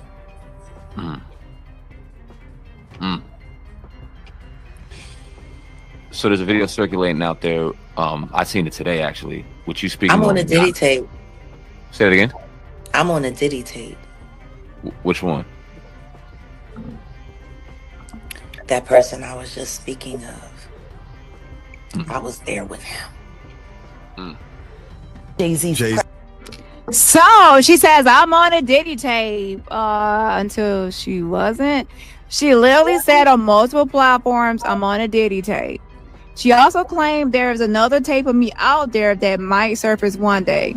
Now that the lawsuit is, out here and she's being sued, she's saying, I have no connection to Diddy. Child, again, she's moonwalking, y'all. She's walking backwards, okay? You can't be on a Diddy tape one day and then never met him the next. Is she saying she deep faked herself, or did she just deep fake this whole whistleblower career? So your whole whistleblower career is just fake and a fraud, okay? At this point. So let's get into the next clip. Where the fuck you go when you get over by the industry? Nowhere. That's where you go nowhere, which is where people like me step in. You right, I go to Diddy parties to walk out. Damn right, I go to Diddy parties to walk motherfuckers out. So y'all didn't tell me that Mr. T and Manny Fresh, twin sister, was a security guard for Diddy. I thought that was D-Rock and the other security guards. Did y'all ever hear that Jag was a security guard for Diddy? A big bad security guard, a big old heavy-headed security guard for Diddy. That's my question. So press 1 to Jag if you heard that Jag was a security guard for Diddy to walk people out. She has so much power and authority that he ain't gonna use his security guards. He gonna use Jag to walk bitches out the party. To walk, yeah, exactly. Walk who out? Like, walk who out? And then, like I said, she was on it. She said, I'm on a Diddy tape. I was there with him. She's talking about Jay-Z. The confirmed Diddy tapes were between male escorts, allegedly without consent. Jaguar Wright has never appeared in any federal complaint, grand jury report, or civil case documentation related to besides the fake for him lawsuit.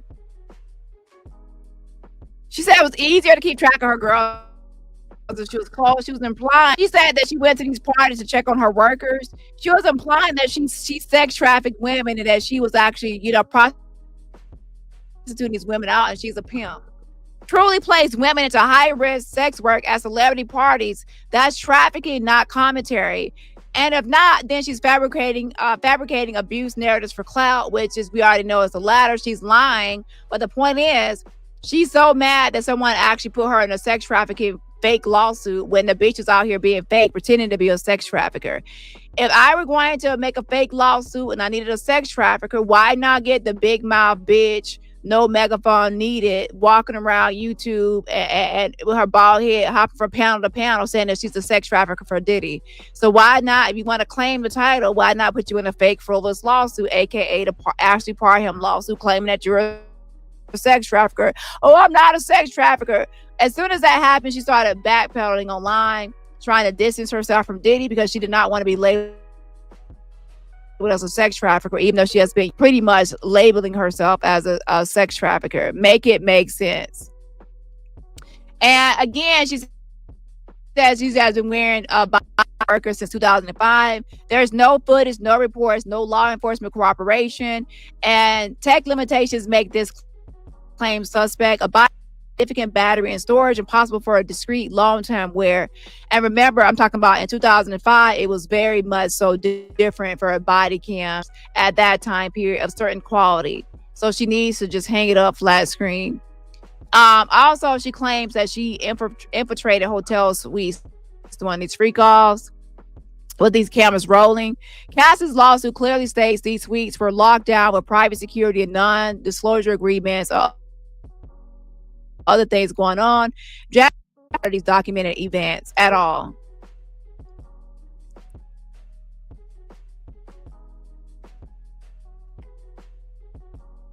Cause ain't nobody stopping me when I come. Here she goes again with alleging that she went to Diddy parties. Okay, parties as in plural. Nobody. You can't be on a Diddy tape one day and then never met him the next. Is she saying she deep faked herself, or did she just deep and then the next day be gone? It disappears. Just don't know where it's gonna pop up. This lawsuit, she got herself here. The lawsuit is frivolous, but the fact that her own lies were used against her shows she spent too long running her mouth. If she had never inserted herself into the conversation, she would not be in this mess. So, she pulled the magic trick, I guess. Like one day she sent all these Diddy allegations, and then the next day, be gone. It disappears. As soon as that lawsuit showed up, poof, be gone. If she was a real whistleblower, a real whistleblower, she would stand on her words, not erase them the second she faces real accountability. If she did not want this label, maybe she should not have tried to build a career off fake allegations. I'm just saying. How can you say you have no connection to Diddy when you went to Diddy parties and you have Diddy tapes and you have Diddy freakout tapes and you're on a Diddy tape? That shows a lot of connections to me. But we're gonna get into her new thing of, she's backpedaling now that she's scared. Again, we're watching the old clips and then we're going to go to the present day. You talk about a lot of people in the industry, but what's some things that you can be real about yourself? Like, what are some of the things that you have actually done? I was a pimp. Who was you pimping? Girls, sometimes boys. So right here, Jack calls. Now, in the actual Diddy trial, the male escorts was what Diddy primarily wanted. Jack's been a great trying to say she supplied these parties for workers, and she focused on mainly women because in her mind, I guess she was expecting that it'd be a lot of women at parties, these freak off tapes and Diddy tapes. Women. She said sometimes men, but Jack, wait a minute. It's not sometimes men. It will be the opposite, where it was always women most of the time. I mean, it was men all the time, and then they might have had a woman or something, but primarily the main focus for Diddy was that he wanted that damn man in the damn room. He wanted that ejaculation and semen rubbed on him from the male escorts. He honed in and focused on the males. So obviously, he has something for males, and you didn't actually think about that when you were out here lying. And you were saying you said sometimes men, when it should have been the golden child. There could be no other options about the poll. The poll is confusing because all the people in the room are the people I listed. Jack had to be in the Diddy freak off. You have to be Jane, Cassie, a male escort, or Diddy. There's nobody else in the freak offs. So to be honest, it's a joke poll because she's not at the freak off. So I guess she actually is saying that she's one of those people. So that's how it goes. So maybe maybe we don't know that by when it turns nighttime, she changes and transforms into Diddy or one of the other people. I don't know, but Jack wasn't at the freak off. That's the point. Herself a pimp. She called herself a pimp and admitted to pimping both men and women. And soon you'll hear that she claims to have hidden cameras on herself and also on sex workers. So on this clip, she will say, you know, she had hidden cameras like on her own person. And then the thing about it is YouTube only allows 4 options. I can only put 4. If I could put 5, then I would have put none of the above. But since I can only put 4, then I just put those 4. And obviously, it's going to end up as a joke. For example, I'll just take this poll down and put up a new one.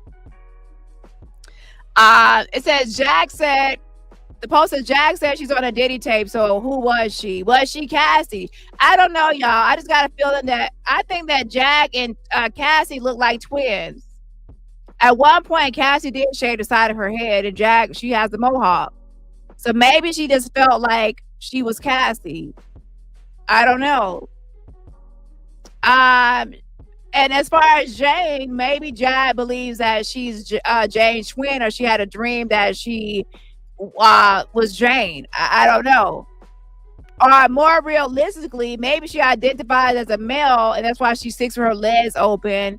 She has a fade, and she walks and acts like a man, and spits around everywhere. So maybe she actually, you know, is Diddy. She actually, you know, identifies as Diddy, and she has a Tootsie Roll little penis between her legs. I don't know. So 31% says I guess she was Diddy with the Tootsie Roll, and then 62% says that she was a male escort. So my vote goes with the majority that Jag was one of the male escorts, even though none of the exhibits had Jag's picture. Because remember, the male escorts that were used, they put their pictures up. They had all the male escorts in their pictures, and their names are their stage names. And I looked at all the pictures, and you know, although Jag is a male and she admits to being a sex worker, she's not one of the male escorts that was listed. So unfortunately for her, you know, but that's the most believable one, is that she was a male escort. So anyways, with that being said, in all seriousness, Jag was not at the Diddy free calls. She was not on a Diddy tape, and she's a liar. And to be honest, a Diddy tape, Jane, Cassie, he has a certain type of female, and Jag, I'm not trying to be mean, but you know, I mean, why would someone want to be in a Diddy tape anyway? Why would someone brag about being in a Diddy tape? She wants to be she wants to be a victim of Diddy. She wants to brag about being in a Diddy tape with the Astro Glide and the baby oil, and forced to do all the things that everybody was forced to do. Is weird. It's very much so weird. But needless to say, we have to admit that he has a certain type, and Jag isn't a man like a male escort, and she isn't she doesn't resemble Cassie, Kim Porter, Jane, and some other women that he has a certain type about. I'm just being honest. Not even Young Miami. So with that being said, the answer is Jag was not in a Diddy tape. She made it up. Okay, I'm gonna put up a new poll. On the Piers Morgan show, she claims that she sent sex workers in, and they had hidden cameras. And in both videos, she claims to have these tapes. They worked for me. So that's why you was able to be in these rooms and see the things that you seen? I was in those rooms even when I wasn't physically in those rooms, because I had hidden cameras on all of my workers. I keep Jaguar, hidden cameras. the hidden cameras. On That's all way back of in the my day. workers. Yeah, who do you think I am? You Jaguar Wright, baby. That's why I'm up here talking to you. I believe in a lot of stuff that you say. Sometimes I feel like have you been say wearing stuff, body cams. So pause right there. At first she says she sent sex workers in with their body cams.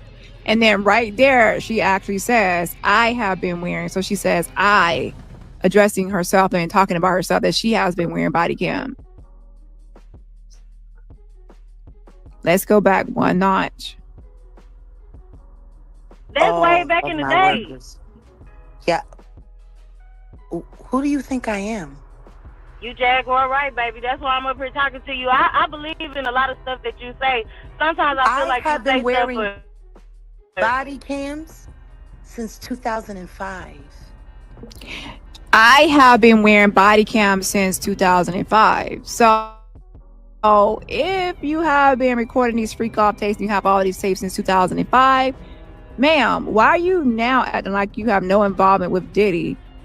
And you have went to so many of his parties, recorded so many of his freak offs. Freak offs are intimate settings, and it's not going to be, just anybody allowed in there. He obviously is going to be recording these sessions himself, and he's going to be there. So that implies, and that's obviously requires a connection and an invite from Diddy himself. I had no choice. After I So when you found gonna out the drop the truth about what footage? happened to Aaliyah, Here we go again. Somebody called AAA because Jag's brakes are gone. She slammed that reverse gear so hard she ended up back in 1999 before she even started line child. Okay, she did a reverse Uno and reverse, cha-cha slide. well, see, who said that I'm going to use that footage for content? Maybe it's only evidence. Maybe some of those tapes have already made it to the DOJ. Maybe that gave the Homeland Security enough. She's pretending like she's a confidential informant and that some of the Diddy tapes that she has that been recorded since 2005 already made it to the Department of Justice. So if it made it to the Department of Justice and Homeland Security already had this information, how come it was not submitted as an exhibit and Jag listed as a key witness in this whole trial? Why? Jag, I thought you gave this over to the government. So wait. At one time, Jag said the Diddy tapes that she has since 2005 were in storage units all across the United States. And in this video, she says that she actually turned it over to the Department of Justice and Homeland Security should, have this information. So I'm confused as to why the story keeps changing. Anonymous informants are very, very, very useful. So she's an anonymous informant, but then she goes online trying to go and say, you're an informant. You're an informant. You're working for the feds. Dani's working for the feds. And it turns out she just admitted that she, in several videos, she claims to be anonymous informant or confidential informant for the government. So you're a federal act. You're feds. And then she said she wanted to defend her Freedom Award and that she has access to General Michael Flynn and directly Donald Trump, and with that, Kash Patel, the FBI director. And yet she goes online trying to say the government is doing this, the government, people are watching the feds, you're the feds, you're the feds. But then on the other hand, she says she works for the feds and she's a stunt advocate and supporter of the feds and even up to the president. Which, yeah, I'm confusion, girl. If she was never involved, why claim to have hidden camera footage of what went on in those parties or in private rooms?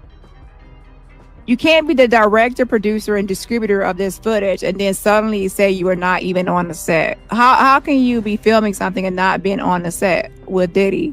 You can't be on a Diddy tape or in a Diddy tape or have Diddy tapes without being connected to Diddy, correct? That's real. Now, can I ask you I'm not going to say I'm a fed. And I'm not going to say I'm a snitch. What I will say is, I talk to people in law enforcement. And a lot of times they listen. But they definitely listen when I let them talk to my witnesses.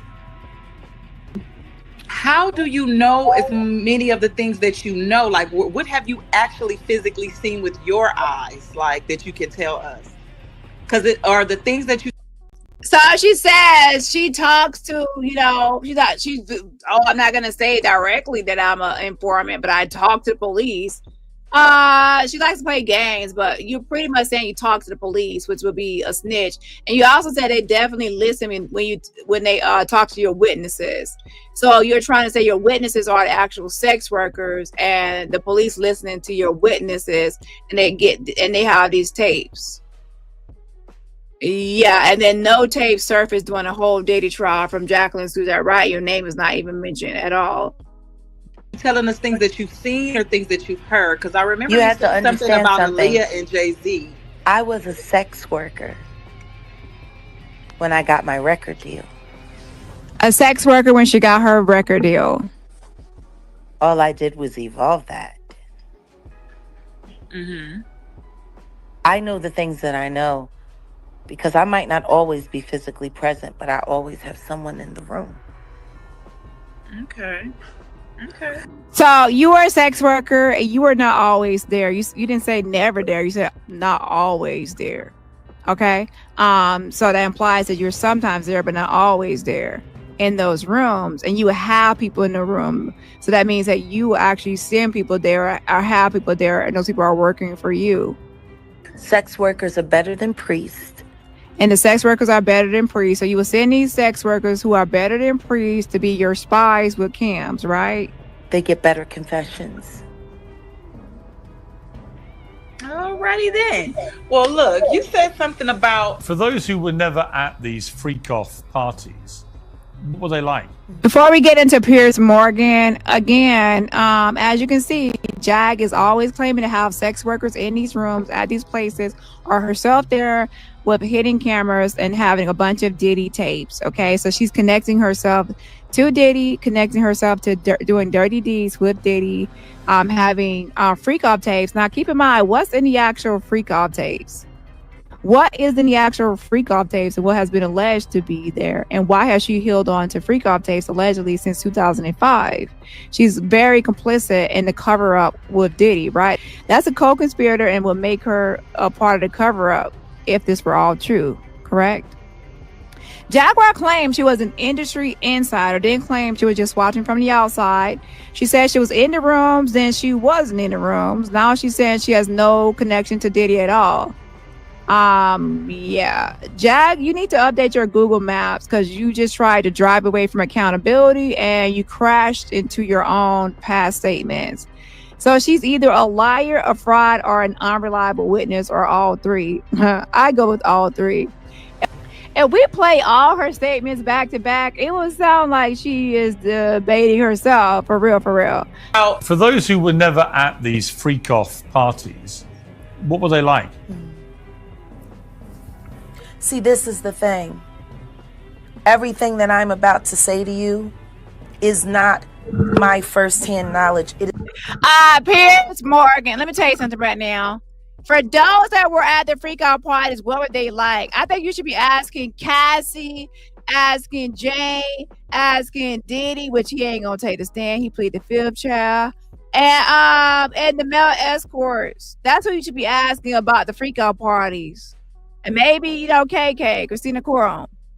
Because, she been doing a lot of stuff, about Diddy. So with that being said,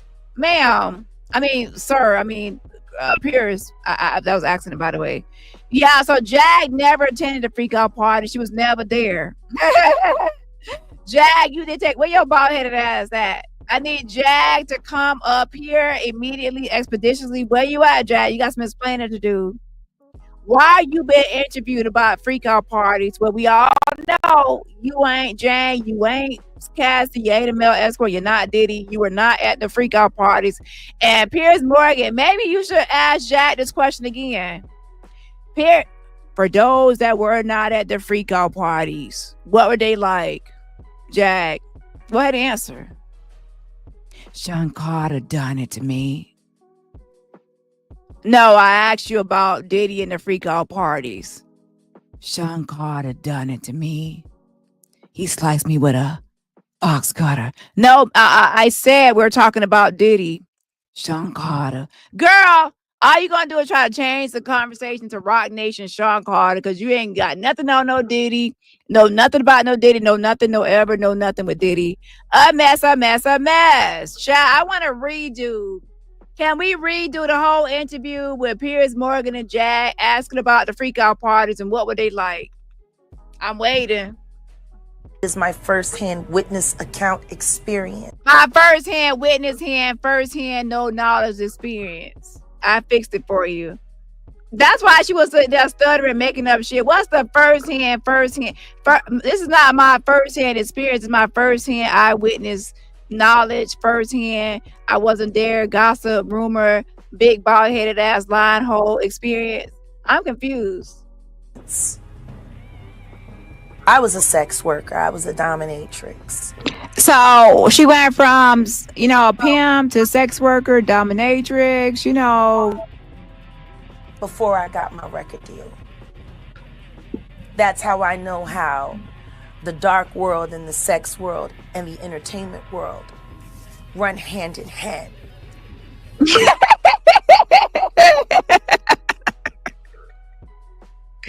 You better lay low.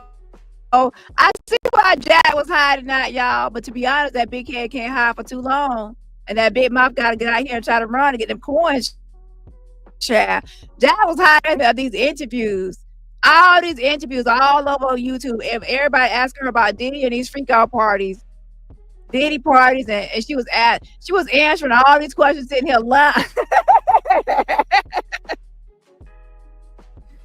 She was saying, lying her ass off, didn't know what to say. And she gonna talk about Blank twice in the fucking lighter in the second child. Girl, you say you lied. You was probably hoping that these freak out parties, what you said, and it turns out you're wrong. You're wrong. So you'll have to be an insider to know all of that, right? That's why the movie Blink Twice is so important. Salute to Zoe Kravitz. He asked you about the freak out party, child.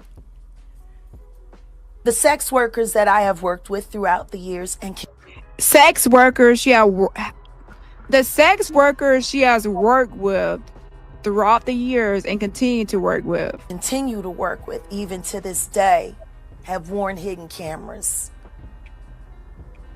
I have my own tapes.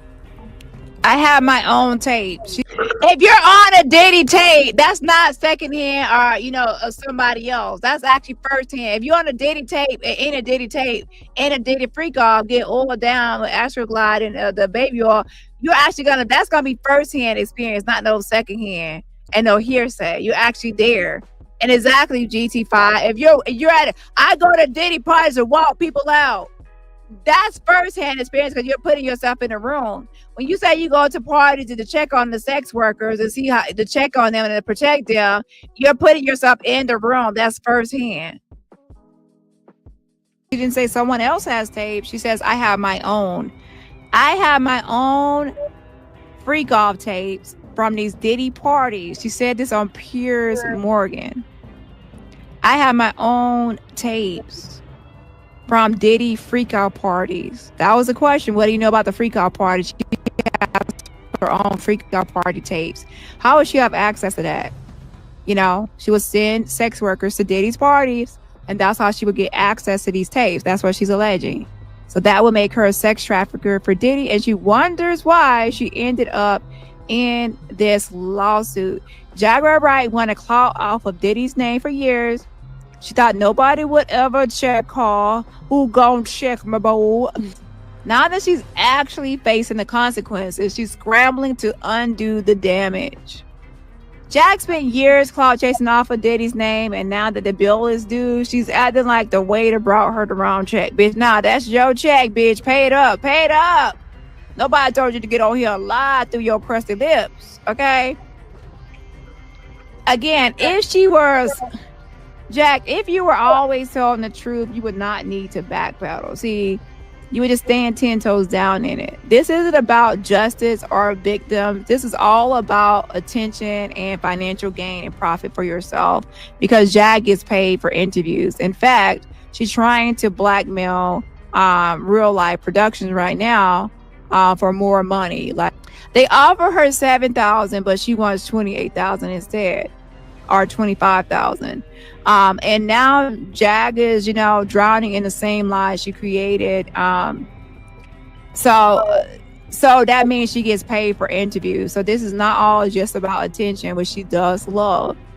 This is also about profit and making money off of interviews, where she goes on people's platform, tells a bunch of lies, and then when she's about to get sued or she feels like she's in trouble, she makes up some sort of AI story or backpedals and recants or retracts or pretends like gaslights everybody. Now, she won't call it retraction, but it actually is if you take back a statement. She just lies and tries to cover it up. But yeah, now Jag is drowning in the same lies she created. You need a life float. You need a float to stay above these lies. Those who were never at these freak-off parties, what were they like? See, this is the thing. Everything that I'm about to say to you is not my firsthand knowledge. It is my firsthand witness account experience. I was a sex worker. I was a dominatrix before I got my record deal. That's how I know how the dark world and the sex world and the entertainment world run hand in hand. That's why the movie Blink Twice is so important. Salute to Zoe Kravitz. The sex workers that I have worked So she has all these Diddy tapes. None of them were mentioned in trial, and she never submitted these to. Oh yeah, she did. She said she just submitted it to the Department of Justice and Homeland Security. And if that was the case, they would already had an investigation before the Cassie filed. Before Cassie filed her lawsuit, they would already had evidence against Diddy. It wasn't until after Cassie's lawsuit is when they start looking into Diddy as far as this stuff goes. So Jag is just making up stuff. She never was no, what you call it, confidential informant. And she never had no tapes. with throughout the years and continue to work with even to this day have worn hidden cameras. I have my own tapes. I've seen what they do.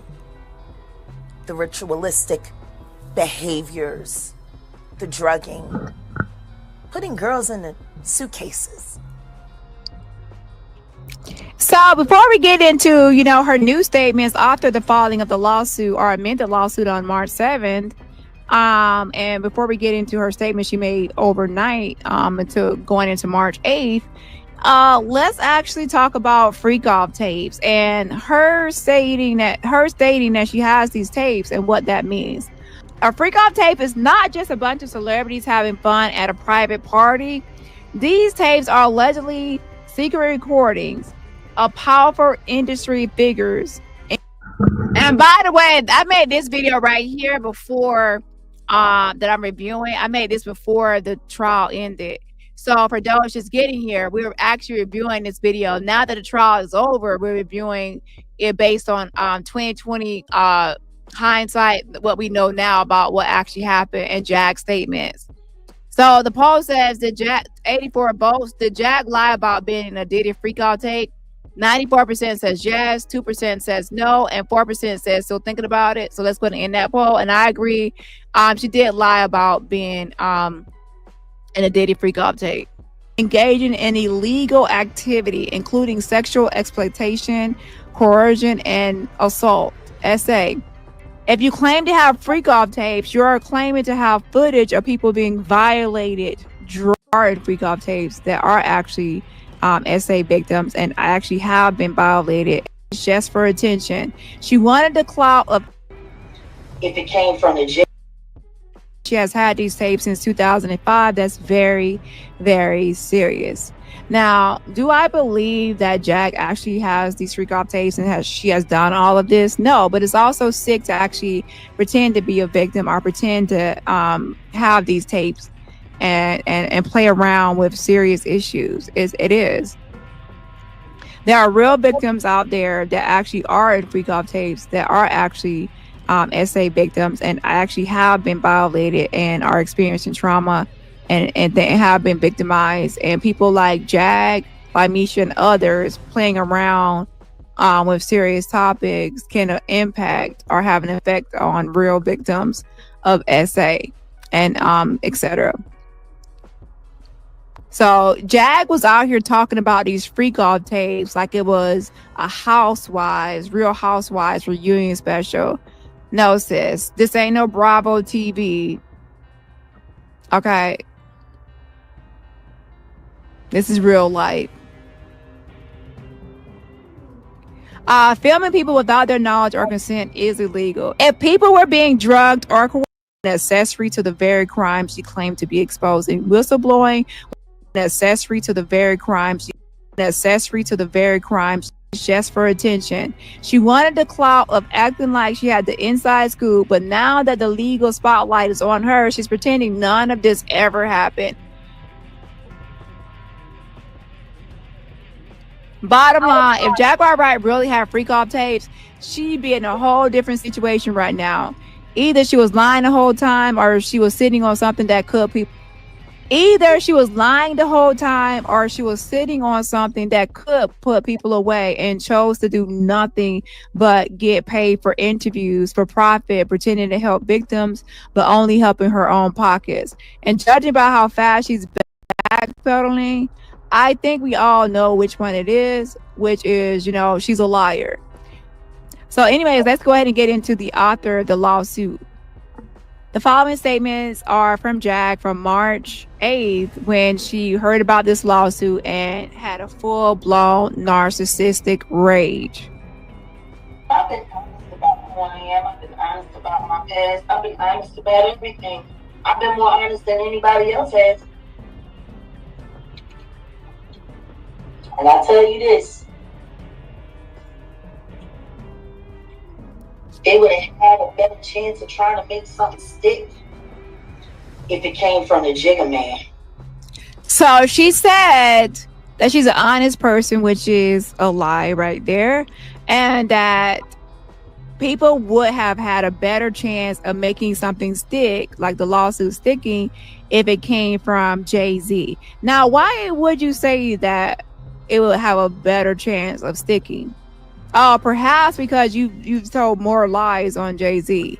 The only way it will have a better chance of sticking is if you told more lies on him, more damning, obvious lies, and it will stick. Okay, something sticky means that it's a lie and it will stick. See, the truth is not going to stick, only a lie. Defamation requires you to lie on somebody. Okay, so if you're lying, then it will stick. If you're telling the truth, it won't, because the truth or facts is a defense against defamation.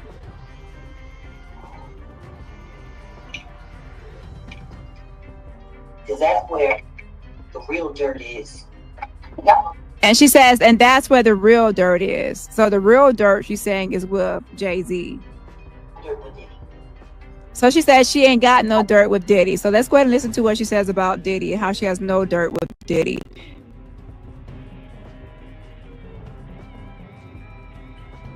A chance of trying to make something stick if it came from the Jigger Man. Because that's where the real dirt is. I ain't got no dirt with Diddy. I never did no business with Diddy, nothing. I find it funny that people really don't listen. They don't listen. They gotta listen to Amber Rose sit there and say that there ain't no freak off. That's about everything. I've been more honest than anybody else has. And I tell you this, they would have had a better chance of trying to make something stick if it came from the Jigger Man. Because that's where the real dirt is. I ain't got no dirt with Diddy. I never did no business with Diddy, nothing. I find it funny that people really don't listen. They don't listen. They gotta listen to Amber Rose sit there and say that there ain't no freak off. Oh, so now Jag says she had no dirt with Diddy, no business, no involvement, nothing. Somebody get me a time machine, because I could have sworn this was the same woman who said she was inside the rooms, supplying the workers, filming the freak offs, and has Diddy tapes. And don't forget the blatant contradiction. This is the same woman who said she walked people out of Diddy's freak offs. I go to Diddy parties and walk people out. Right, Jag? Isn't that what you said? So how you have no dirt with Diddy, no business with Diddy, no nothing with Diddy, but you were there to check on your workers. You were there to walk bitches out or walk people out. You were on a Diddy tape. So what's going on here? So she said she walked people out of Diddy's freak offs and ran workers inside his parties. So what's happening here? Jag is getting caught up in her lies. See, a thing is about it is Jag was hoping that her lies and things she has read and things that she guesses about will actually come true or be true.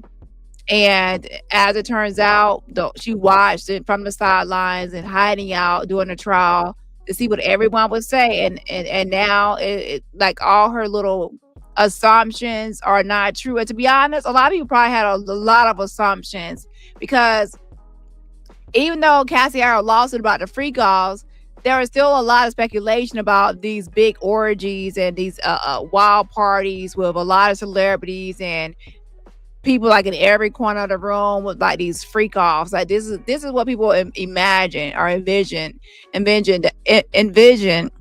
that these parties would be like. And now it turns out that it's not. It was like small intimate settings between Cassie and Diddy and a male escort, or Diddy, Jane and a male escort, and it's a far cry from what people imagine. So now Jag is, she's trapped in this corner like, oh wow, it's not what I expected, and now my lies are catching up with me. And that's why no one has really heard about her since the Diddy trial when she went to New York. They stood on the steps. Nobody has really heard from her little real life brief interviews, because Jag knew that she was not looking right, or things was not looking for her right, because Cassie took the stand. And when Cassie took the stand during those first few days, she completely debunked Jag's lies. And by the way, she knows so much about Cassie and Kim Porter and Diddy. And Cassie never mentioned Jag. She never was an insider or inner circle or anything. Cassie, in all the messages displayed and talked about that she had out, and the people that was in her support team or group, or people that she called on or any relied on, Jag's name was never mentioned by anybody. Jag out here trying to rewrite history like we don't have hours of her own voice, contradicting everything she's saying now. And she has no dirt with Diddy. Then what was all that talk about being at his parties, filming secret tapes and walking people out of his freak offs? She wasn't just in the mix. She was acting like she was HR for Diddy's undergrad operations. Girl, please. She made multiple statements claiming she was inside the rooms, knew the setups, and even supplied workers for these parties. She described hidden cameras, body cams, people being drugged, and all kinds of wild accusations. So what does she mean by dirty now? She's trying to act like she was just an innocent bystander, like she was just out there handing out snacks and party favors. No, girl. That's not what. And like someone pointed out, even no matter why she was there, she said that she was there to wild people out. To have that much authority, you cannot just show up at anybody's party and have the authority to wild people out. To wild people out, you have to have some sort of authority or some sort of something going on to where you can just go in and out, in and out, in and out, and walk the people out. And now we see what these freak out parties are like, and it's not really even like a party. It's like, it's freak offs, wild king nights, wild nights, hotel nights, and Jag's obviously made up this whole thing. And Piers Morgan asked her a specific question. He didn't say, Jag would try to reword it and rephrase it, pretend like it's something it's not. He asked her a specific question. For those that never attended these freak out parties, what were they like? And that was her answer. She gave an answer. She answered that question. It wasn't another question. It was that question. So don't try to play games like, oh, she was answering a different question. No, he asked her a question and she answered it. What were these freak offs like? Tell us, for those that were not there.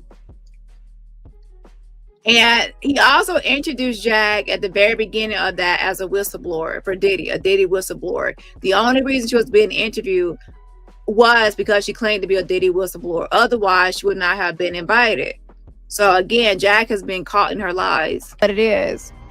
So now she wasn't part of the freak offs. What was she doing? Making hitting a pinata or swinging at a pinata or something? And then maybe they thought a pinata was her head because it's big and heavy like a pinata. I don't know. Jag has said on multiple platforms that she was a supplier, a sex worker, a dominatrix, and even a pimp. She bragged about being the one who controlled who went into Diddy's parties. If she was providing workers and security, isn't that a business? How can she now say that she had no ability? How can she now say she had no business dealings with Diddy when she had literally claimed to be part of the operation?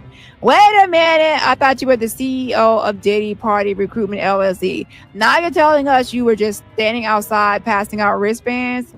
Girl, bye. She could have simply said, I was not involved in trafficking, but she went further than that. She's now trying to erase everything she has ever said about being part of those parties. That lawsuit has her scrambling to undo her own history. She's trying to erase her Google history, child. She don't want people to see what she's been searching and Googling up and lying about, child. And she's hoping she's hoping people forget the countless interviews where she inserted herself into these stories. Jag's biggest mistake was trying too hard to make herself look important in these industry scandals. She went from claiming she had receipts, tapes, firsthand knowledge, and was in the room, to now acting like she was never anywhere near any of it. If she really had no dirt with Diddy, why was she speaking as if she was his event coordinator, security, and camera crew all in one? Jag, you can't have it both ways, child. You can't claim you were inside the parties working security, supplying people, and filming everything, and then when legal trouble pops up, suddenly say you had no dirt with Diddy. You said it, you bragged about it, and now you're scrambling to take it all back. And the best part, even Diddy probably sitting back like, who the hell is Jaguar Wright? A mess. And then let's listen to the last one. I've been honest about everything. I've been more honest than anybody else has. The lies by Candy Burr's voice. And I tell you this, they would have had a better chance of trying to make something stick if it came from the Jigga Man. Because that's where the real dirt is. I ain't got no dirt with Diddy. I never did no business with Diddy, nothing. Really? Sorry to that man, she said. You know, I find it funny that people don't listen. They don't listen. They gotta listen to Amber Rose sit there and say that there ain't no freak off. Child, I'm not getting all into that Amber Rose, but I can say she will have more information on all. So anyway, okay, so that was the same clip. Let's get into the next one. So this will be the last one. So let's get into the last and final clip, shall we? When they start creating fake allegations, because see, this is the thing, and I made it very clear. No, ever with Diddy, no one will find anything ever with me and Diddy. It would be easier to find things with me and Mr. Carter, and those things will never happen.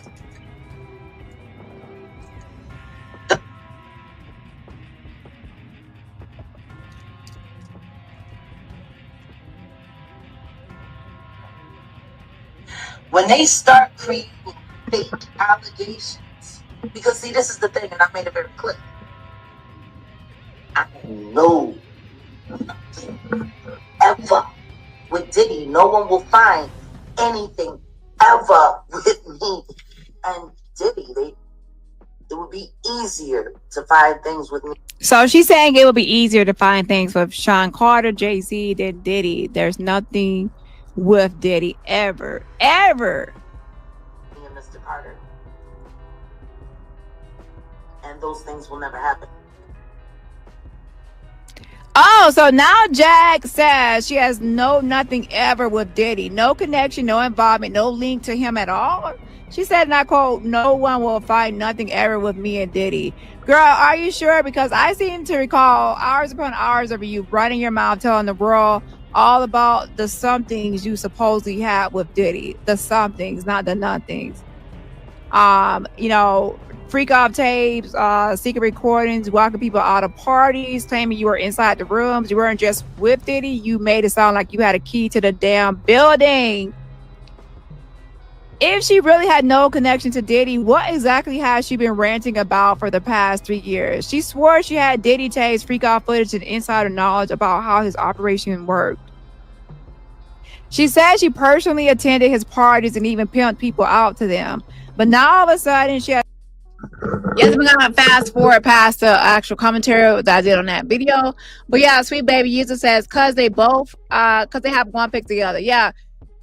I didn't have I think it's like more than one picture, but still just a couple of pictures with Jay-Z and at least the performance and things like that. So that's why she can try to claim some, connection to Jay-Z. But I actually have some receipts of Jack actually saying and admitting that she does not know anything personal about Jay-Z, and there's nothing that she has on Jay-Z either. And she said that before she got really upset with him for ignoring her and paying her dues. And then before she lashed out at him and did this whole narcissistic smear campaign.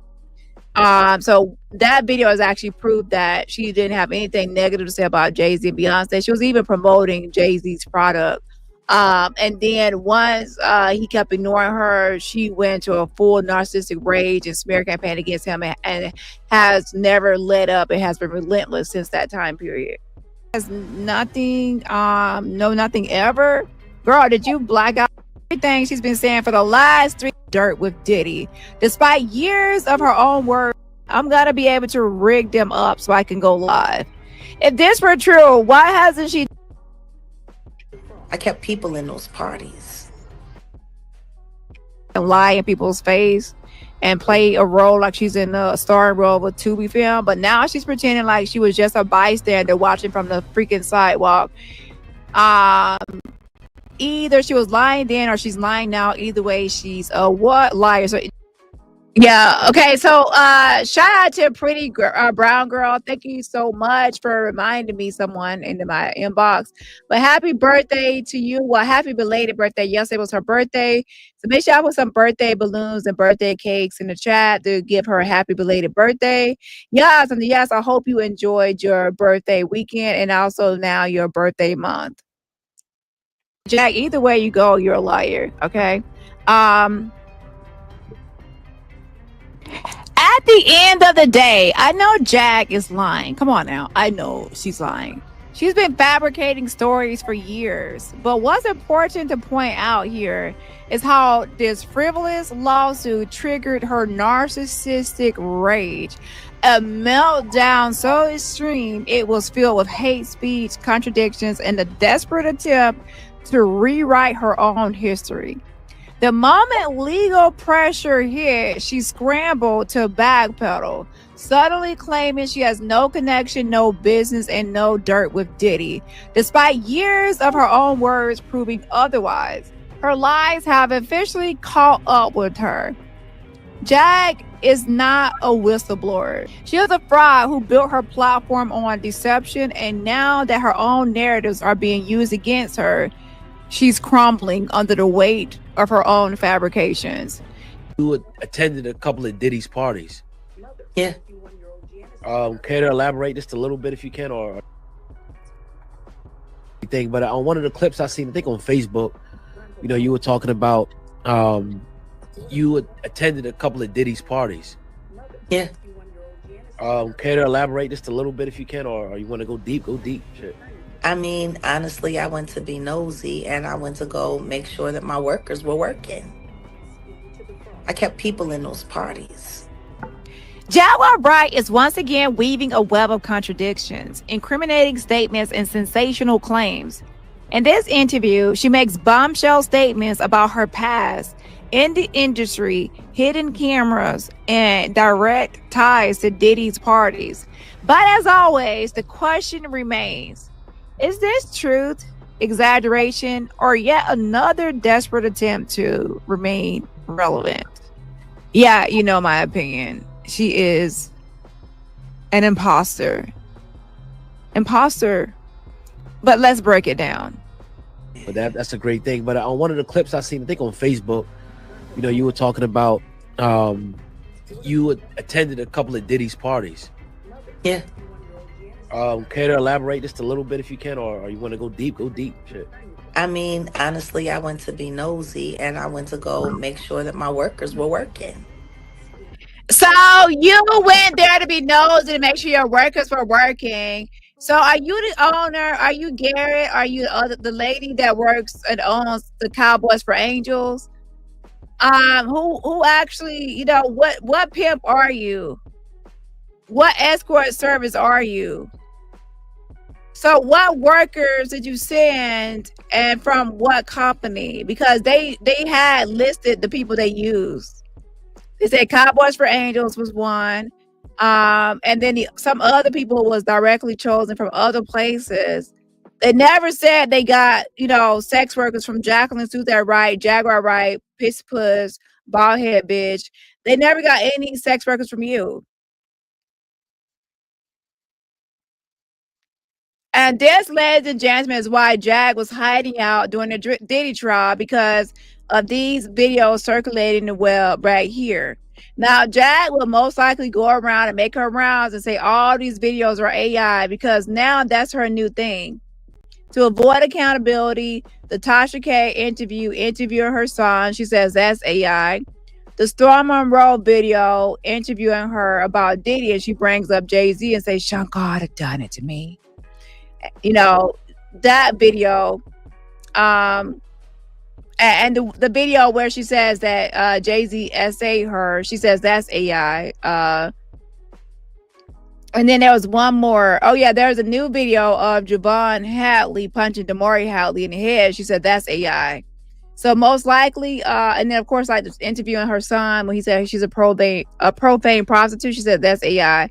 So now, most likely she'll probably say that all these videos talking about Diddy are all AI, and she never said any of this stuff about Diddy, because that's her new thing. And to be honest, some people actually believe her that everything is just AI, and she never said or did any of this stuff. So we will see how she tried to backpedal out of this whole thing. I mean, she already had kind of already backpedaled by saying she has no connection, no dirt, no nothing with Diddy. But what about all these clips that say the exact opposite? I kept people in those parties. Pause.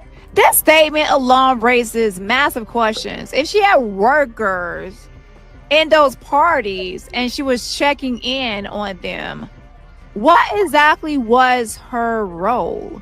The supervisor, recruiter, organizer? Jag, you said you had no business or no nothing ever with Diddy. Didn't you say that before? So what do you mean that you have workers? Sex workers, by the way, because that's what she has always been saying, that she sends sex workers to his parties. Let's not forget, she has openly admitted to being a dominatrix and a sex worker, or a PIMP. Now she's admitting to placing people inside these parties and monitoring them.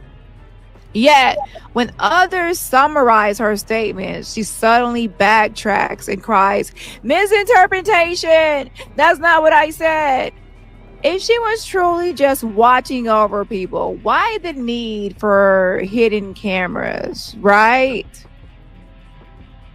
I still got people that go to Diddy parties. People keep forgetting I was a dominatrix. She still has people that go to Diddy parties. Why people go to Diddy parties, Jack? Your sex workers go to Diddy parties. You still, even after this interview, you were saying that you have sex workers and people still going to Diddy parties, and still no evidence from you, no mention. I said, Jack, the whole Diddy trial best not pass by and go by, and your name is not mentioned not even one time. The only people that can claim to be a Diddy whistleblower are his inner circle, or people are around him on the inside. You cannot be an outsider claiming to be an insider. And that's exactly what Jag is doing. She's an outsider and a YouTube gossiper and a failed singer and failed actress, jealous at the world because she didn't make it when others during her same time and era made it. Okay, so she spends all her days and nights trying to take down other people in the industry that she's jealous of, to be honest, and that she feels entitled to.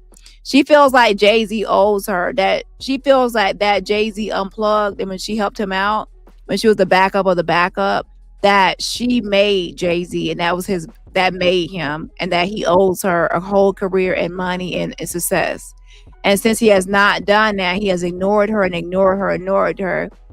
She's now after him and wants to take him down and make him lose everything because she feels like she doesn't have anything. People keep forgetting I'm a sex worker. People keep forgetting I had my own book. Then she dramatically showcases a watch, starting. That's not a watch, that's a camera. That's coming up next. This raises another major red flag. Why would a self-proclaimed dominatrix need hidden surveillance in these environments? If her claim is that she was simply checking on people, why is she collecting footage? The insinuation here is that she has compromising material, yet she conveniently never releases it. It's always in the storage somewhere all across the United States. It's hidden, it's here, it's there, it's everywhere. And she's never going to release it. But yeah, she claims to be a whistleblower, but not blowing any whistles, but blowing on DIC. Yes. Yeah. She even goes on to say, little hidden cameras like that, I'm going to be able to rig them up so I can go live. If this were true, why hasn't she done so? If she truly had damning evidence, why tease it rather than expose it? It seems more like a scare tactic than an actual revelation. I just wasn't trying to Heidi Fleiss it. I was an artist. I had a reason to be in certain places, which gave me the reason to keep people on my list, at my table. $1,000 for a 17-foot TV system that costs $150,000. You know what I was gonna ask you, Jack? How the hell do you know all this stuff? Is that how? Really expensive things. We know that our pocket. Let me show you a little something that I don't show most people. Spy who shagged me. Spy who shagged me. Which one? I made it. Erykah Badu, Beyonce, Jay-Z, activist who's fearless.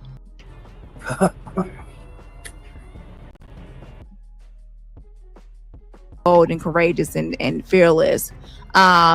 Basically, she acts brave when she's lying, and when she's about to get in trouble, she cowers. The only conclusion that makes sense is that she knows going after creators is easy, but taking on real power requires real evidence, and something she's never been able to produce. See, on YouTube, people are not really going to ask her for receipts besides other content creators. And she can pretty much say no or play games. But in the courtroom and with the police, you cannot play these types of games. Real evidence is required. And that's something she just does not have and has never been able to produce. Just like she said, she rescued victims from Epstein Island with no boat or no nothing. She's not Jesus. She did not walk on water. She did not do any miracles. Okay. She's not on the Epstein Island list or anything. She's a complete liar without one receipt. Jaguar is not exposing the industry. She's exposing herself for spinning stories that never add up and without one single receipt. A serious issue that Jag has is that she constantly tries to compete with other victims. Like, whenever there's a real victim, she tries to compete with that person and take on their likeness or their story. Jaguar Wright continues to insert herself into conversations where she does not belong, this time competing with Cassie and downplaying the severity of her situation. Instead of standing in solidarity with victims, she twists the narrative to center herself, diminish others, and make her own claims seem more extreme. Let's break down her attempt to rewrite history and place herself at the center of the controversy. Guess what? It was the sloppy one that got him caught.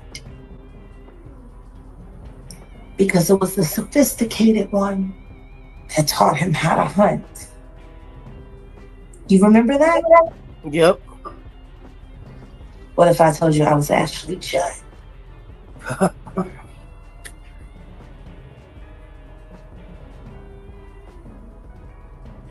Sean Carter is just as bad as the diddler. And I know that for a fact. the scars to prove it.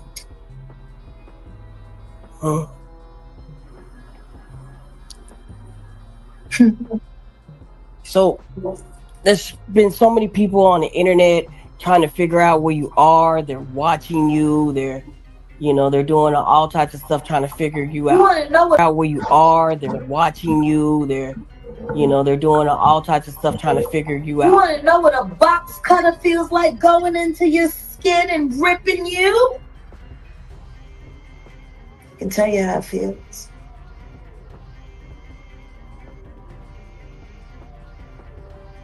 Y'all ain't seen shit yet.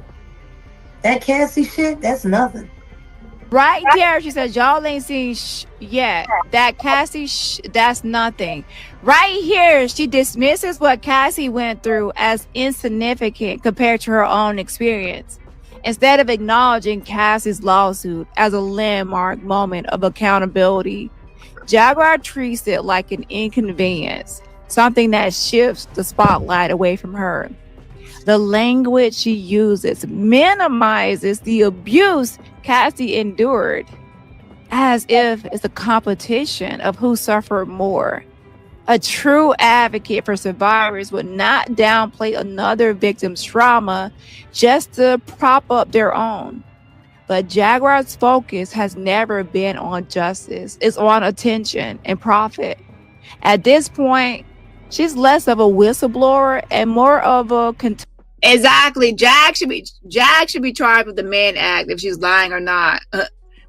Now everybody knows she's lying, but all the stuff she has actually said, kind of, she should be charged with the Mann Act.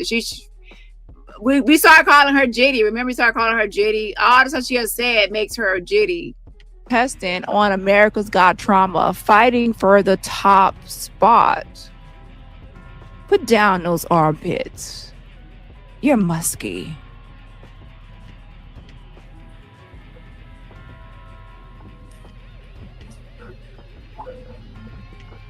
So are you trying to say like Jay-Z put hands on you? I'm saying Sean Carter remembers everything he did to me and he's got it on tape.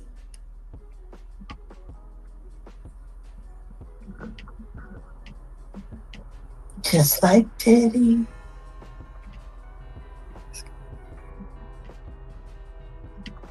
When Jag says, Sean Carter done it to me, sliced me with a box cutter.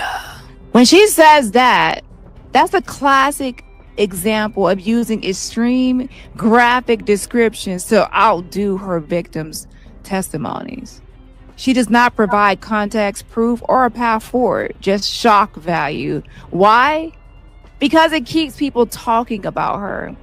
Real victims seeking justice don't have time to escalate their claims to compete with others. Cassie provided receipts, took legal action, and reached a settlement. Jag, on the other hand, leans into horror storytelling to create the illusion of credibility. And while we're talking about cuts, let's talk about the real crime here. Jaguar Wright throwing her arms in the air like she's about to start a praise dance, exposing her armpits to the world like we asked for it. Girl, if you're going to keep using the word box cutter, at least make sure you are not out here looking like you just fought one under your arms. The way she's moving, you think she was auditioning for a secret deodorant commercial. Yeah, and even secret deodorant can't keep a secret that her armpits stink. Somebody get her a razor and some accountability while you're at it. And they're going to be crazy. It's going to be the women that get them in the end.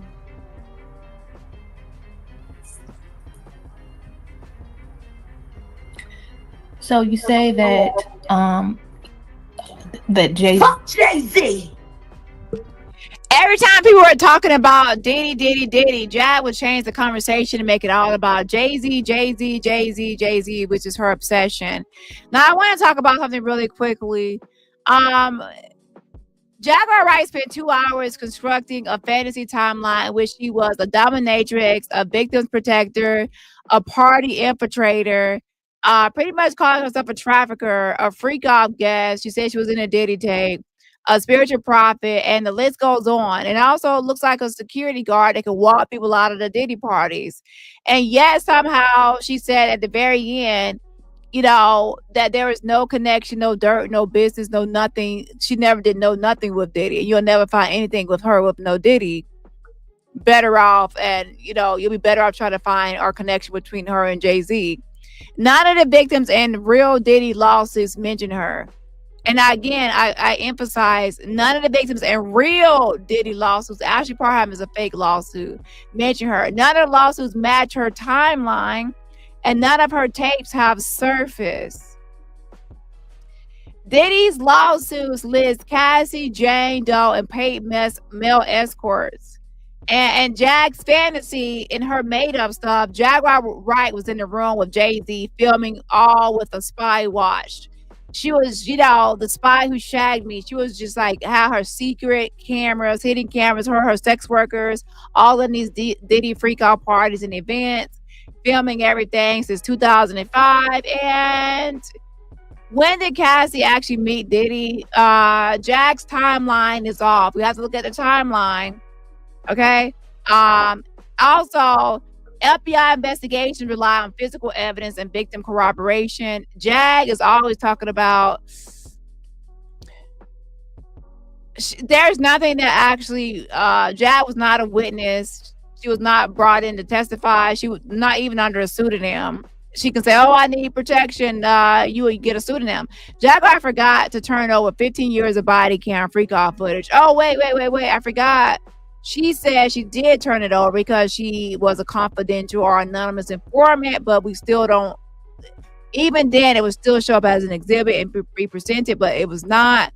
We already know what freak offs consist of, and Jag wasn't a part of it. Real survivors go through trauma, legal battles in courtrooms, but Jag, she just went live on live screen, hooping and hollering from panel to panel with her bald head, spreading lies, making up shit about freak out parties. She has firsthand witness. She doesn't have firsthand knowledge. She doesn't have firsthand eyewitness experience. She has firsthand eyewitness knowledge, secondhand, secondary, hearsay, gossiper, lioness experience. Whatever she said, it was just a mess. And the real freak offs were run by a certain way, and then Jag Cash, she's just talking about, and they had these male sex workers, and then escorts, and then Jag has this whole thing where it's mostly women that she's supplying, and sometimes men, when in reality it was most of the time men. And I think something was mentioned about a woman, but most of the time it was the male escorts for these freak offs and not women. So Jag was a complete opposite in her description. And Jag said that she would send these workers to the parties and then go check on these workers at the parties, at these freak offs, and that she's on a Diddy tape, and there's no Diddy tape that has surface of Jaguar Wright. Cassie didn't mention, hey, we had a freak off with Jaguar Pussy Wright, a woman that's former singer, has been singer. She was in a freak off with me and Diddy. Your name was never mentioned by anybody. There's facts is that there's known victims described surveillance, drugs, and threats. Jag talking about women in suitcases. I never heard anyone say anybody these certain rituals with women in suitcases and the things she was describing. And then all the stuff, Jag never calls a lawyer, never does anything but just go online and collect checks for YouTube.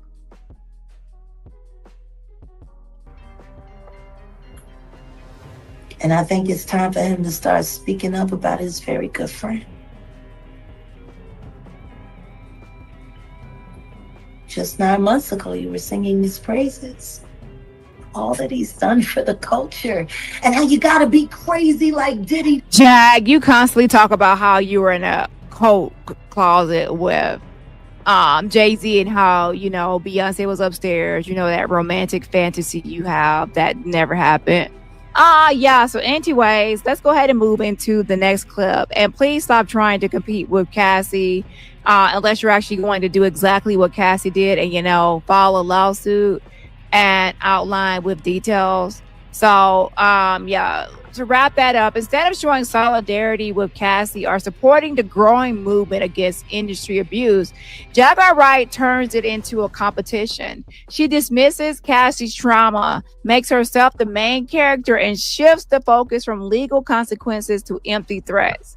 Cassie took real action and got results. Jaguar Wright keeps talking in circles, hoping someone will buy into her ever-changing stories.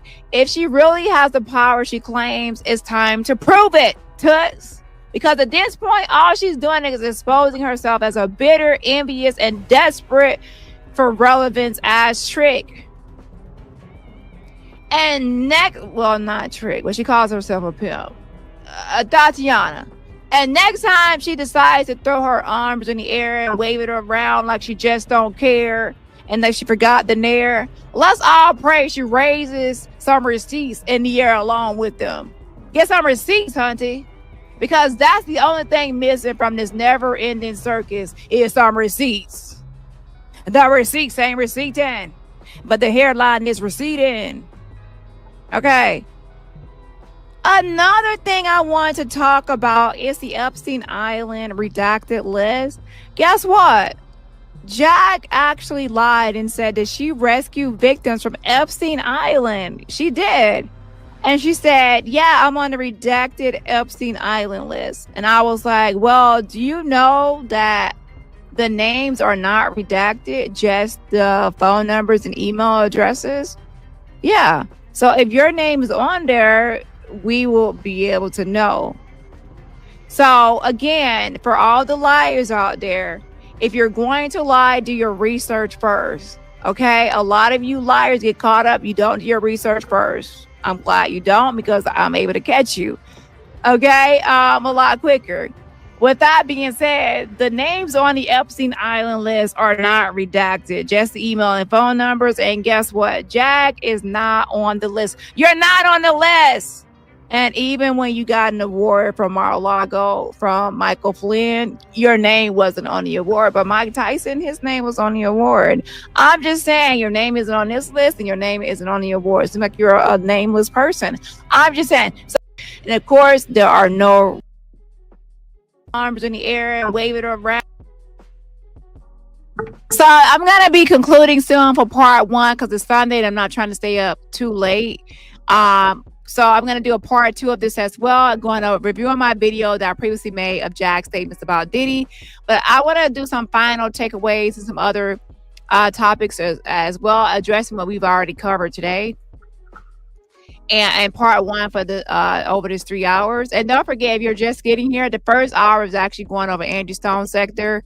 And the second, from that, after that, we go over the calling Jag out for the lies. Okay, so we're gonna break this down in two parts. And some other things I want to mention is that some big contradictions is she said she was on a Diddy tape, and then she says later, I never did business with Diddy, and I never no dirt, no nothing with Diddy. So that's the contradiction. Pay attention to what I played. She said she ran girls into these freak-offs, pretty much supplying these parties. Then she said she was there to protect them from freak-offs. So she was there to wild people out. So why were you saying that you supplied these girls to these freak-offs, and then you would say you go to check on them, and then you also say you would go there just to wild people out, like you were not a willing participant or supplying? So your stories keep on changing as someone that would supply girls to freak-offs to where you would just be someone that would just go there to rescue people from freak-offs or rescue people from Epstein Island. You go from being like this like victim rescuer, like from Epstein Island, where I'm rescuing people from Epstein Island, I'm rescuing people, to where you're supplying people. Your stories always change from being a supplier to a rescuer. I don't know which one you want to actually be. And then there's also where you say we're going to get into the second part later, where you say you were blackballed. And then other times you say you walked away from the industry on your own terms. So which one is it? Were you blackballed from the industry, which you keep on saying, or did you walk away from the industry yourself? I'm confused. She also says that she wore a body cam since 2005. And then at some time, she claimed that she was too afraid to release the footage because the police were after her. And then other times, she said she was a confidential informant and she gave these tapes to the actual Department of Justice, who in turn would hand them over to Homeland Security. So there's a contradiction. And then there's also footage of her saying that she actually has the tape still, but they're in storage units all across the United States. So is it in the possession of the Department of Justice, or is it in storage units all across the United States? Again, a contradiction. Another contradiction, she said she was in a room with Jay-Z and Diddy. Then later she said she was only present. She was not no nothing with Diddy. There's no nothing ever with Diddy. And then another time she said there was a tape out here surfacing of her, and she said it was a Diddy tape, and it was out there surfacing. So it's out there floating around, and one day it might surface, should I say. One day it might surface. So how would you say there's nothing will ever turn up if you're saying there's a tape floating around of you and Diddy and Jay-Z in it too, and it might surface one day? So there's a lot of contradictions. And then also, again, like I said, she'll go from rescuer to victimizer, to constantly bring up God, as if she's someone sent by God. And she keeps on mentioning a bunch of times secret footage, body cams, hidden cameras. Jag claims to have worn spy watches, filmed Jay-Z, well, not film Jay-Z. She says that Jay-Z and Sean, both of the Sean Carter and Sean Combs are in tape with her. And Jay-Z was doing things to her. That she recorded a bunch of freak offs and things like that. And yet not a single clip has been released or shown up, has been an exhibit as part of the Diddy trial. There's no ever in her own words of any tapes had ever been posted. Jag was not subpoenaed. She was not subpoenaed or brought in as a witness. No witnesses ever mentioned her. There's no witness corroboration.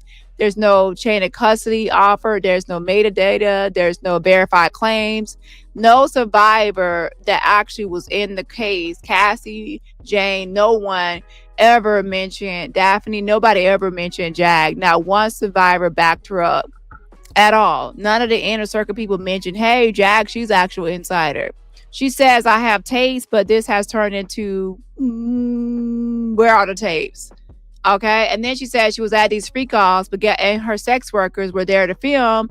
But how would these sex workers be filming when they're naked? And we already know that it was only freak offs consisted of the people we mentioned, Jane, Diddy, and a male escort, or Cassie, Diddy, and a male escort, and Jag is none of the above. So if this were all true, I will say this. If Jag's claims were true in any of them, then the outcomes would have been vastly different. She would have been subpoenaed. Federal investigators in both civil and criminal proceedings subpoenaed Diddy's known associates, staff, and inner circle. Jaguar Wright was never named in any legal documents. She'd be in some sort of, pseudonym or some sort of protective custody, or testifying under seal or under pseudonym, protective order. Any witness with actual recordings of sex trafficking, rape, or violent freak-off footage, which she said she had since 2005, would be in, they would at least been able to testify anonymously in court. And she has only been on live on YouTube for interviews for cash apps and money, which is a grift. The FBI would have had her footage because she claimed to have gave it to the Department of Justice, and Homeland Security would have gotten it. FBI would have her footage.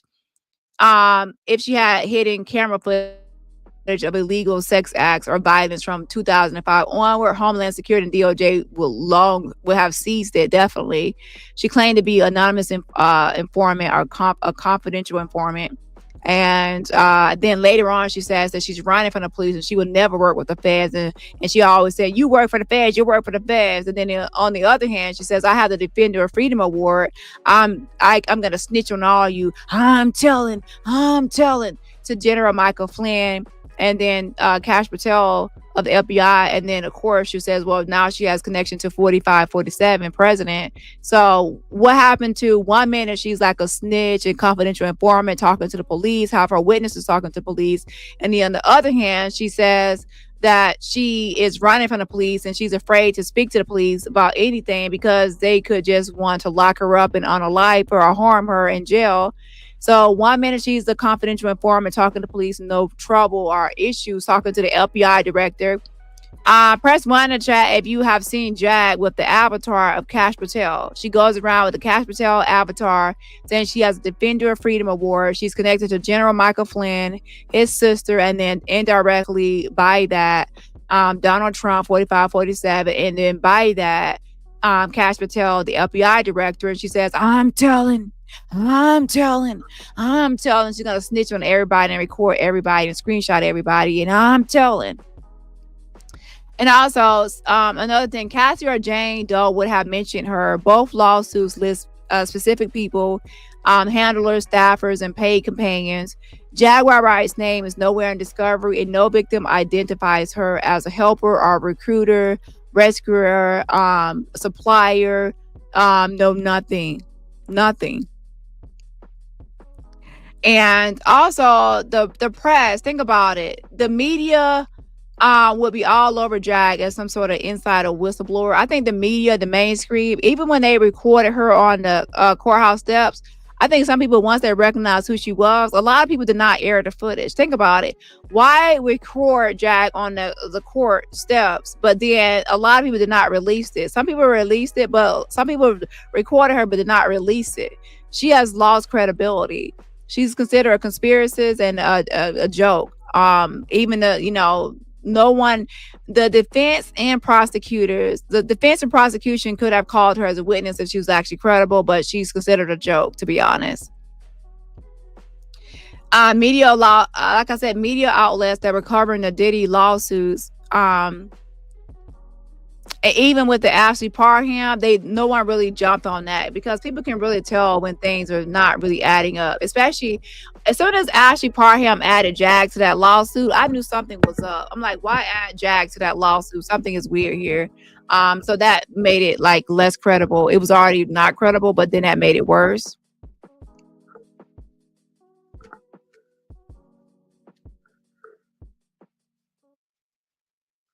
Like she just don't care and that she forgot the nair. Let's all pray she raises some receipts in the air along with them.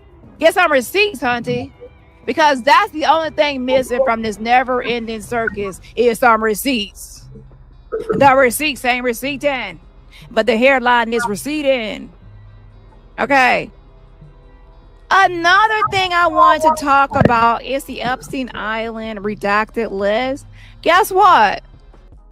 And of course, Jag claims to, have. Okay, we're gonna wrap up here, y'all, on this Sunday night. I have to admit, I'm tired, so I'd rather just finish the second half later. But yeah, so Jag has no receipts still. We have to pay attention to people that go live all the time and they never post any receipts. I feel like a lot of times that people have certain channels they go to and they expect a receipt. They have come to expect receipts from even my channel. Hey, Daddy has a receipt. She has a receipt. She has a receipt. She has the receipts. And that's fine. That's great. I'm known as someone with receipts. However, in all fairness, I believe that this same expectation should be across the board for everybody. Jag is somebody that I feel like people should ask her for receipts, and she gets really upset when people ask her for receipts. But we need to start asking more people for receipts so we can stop some of this lying and grifting, and people can be held accountable and held to task on verifying and proving that they have receipts of what they're saying. You know what I'm saying? Because that will make things better ultimately. Okay. And then she claimed that people signed NDAs. And again, NDA cannot shut you up or silence you if you're a victim of a crime. Once a crime has been committed, it cannot cover up illegal activity. So if you sign an NDA and it's about covering up a crime, it's automatically void. It's not enforceable. It's non-enforceable at that point, because you can of course go to the police. In fact, if you don't go to the police, sometimes you can become an accessory after the fact and complicit in covering up a crime. Okay, so crimes, NDA cannot cover up a crime. So if someone is out here lying, saying they know about a crime but they can't report it because of the NDA, they're lying. They're making it up. And I find that Jack has minions as well, and some of her minions actually make up stuff about an NDA. It's just something like, who's like, oh, I have an NDA, so they can just try to, lie. Jack contradicts herself a lot. In one breath, she says she was there at the Diddy parties, and in the next, she says she never worked with Diddy. Then she's running workers into freak offs, and then she's just protecting women. Then she's a victim advocate. Then she's a pimp, and then she's a sex trafficker. Real whistleblowers don't sound like mixtapes and always mixing things up and confusing things and sound like so confusing. So with that being said, y'all, I know I was going to go to 6 hours, but I'm going to give everybody time to catch up. I still have yesterday's live. Some people need to catch up on yesterday's live, and people need to catch up on this live, and then we'll finish the part 2 in the next live. I hope y'all understand, and I will see y'all in the next live. And don't forget, on the replay, hit that like button. Y'all, something yes, and I will see y'all in the next video. Bye.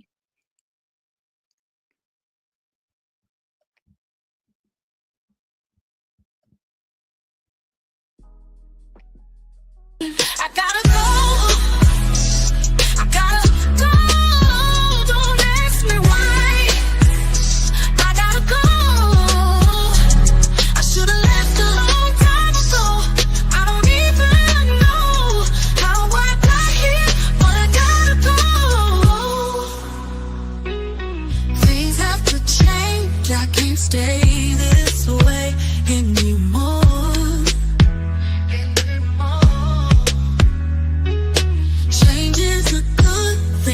Good thing for me.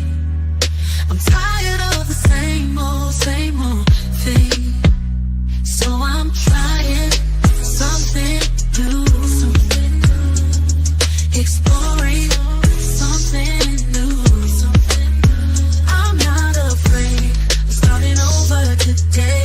It's a new day, a new me is coming. You'll see. I see it. Do it.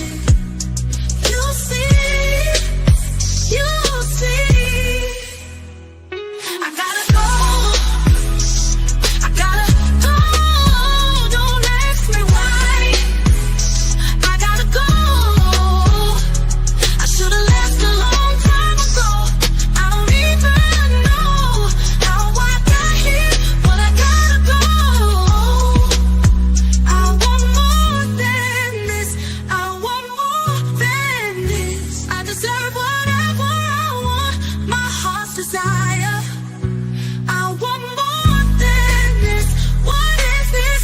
This isn't it. What is this? This isn't how it's supposed to be.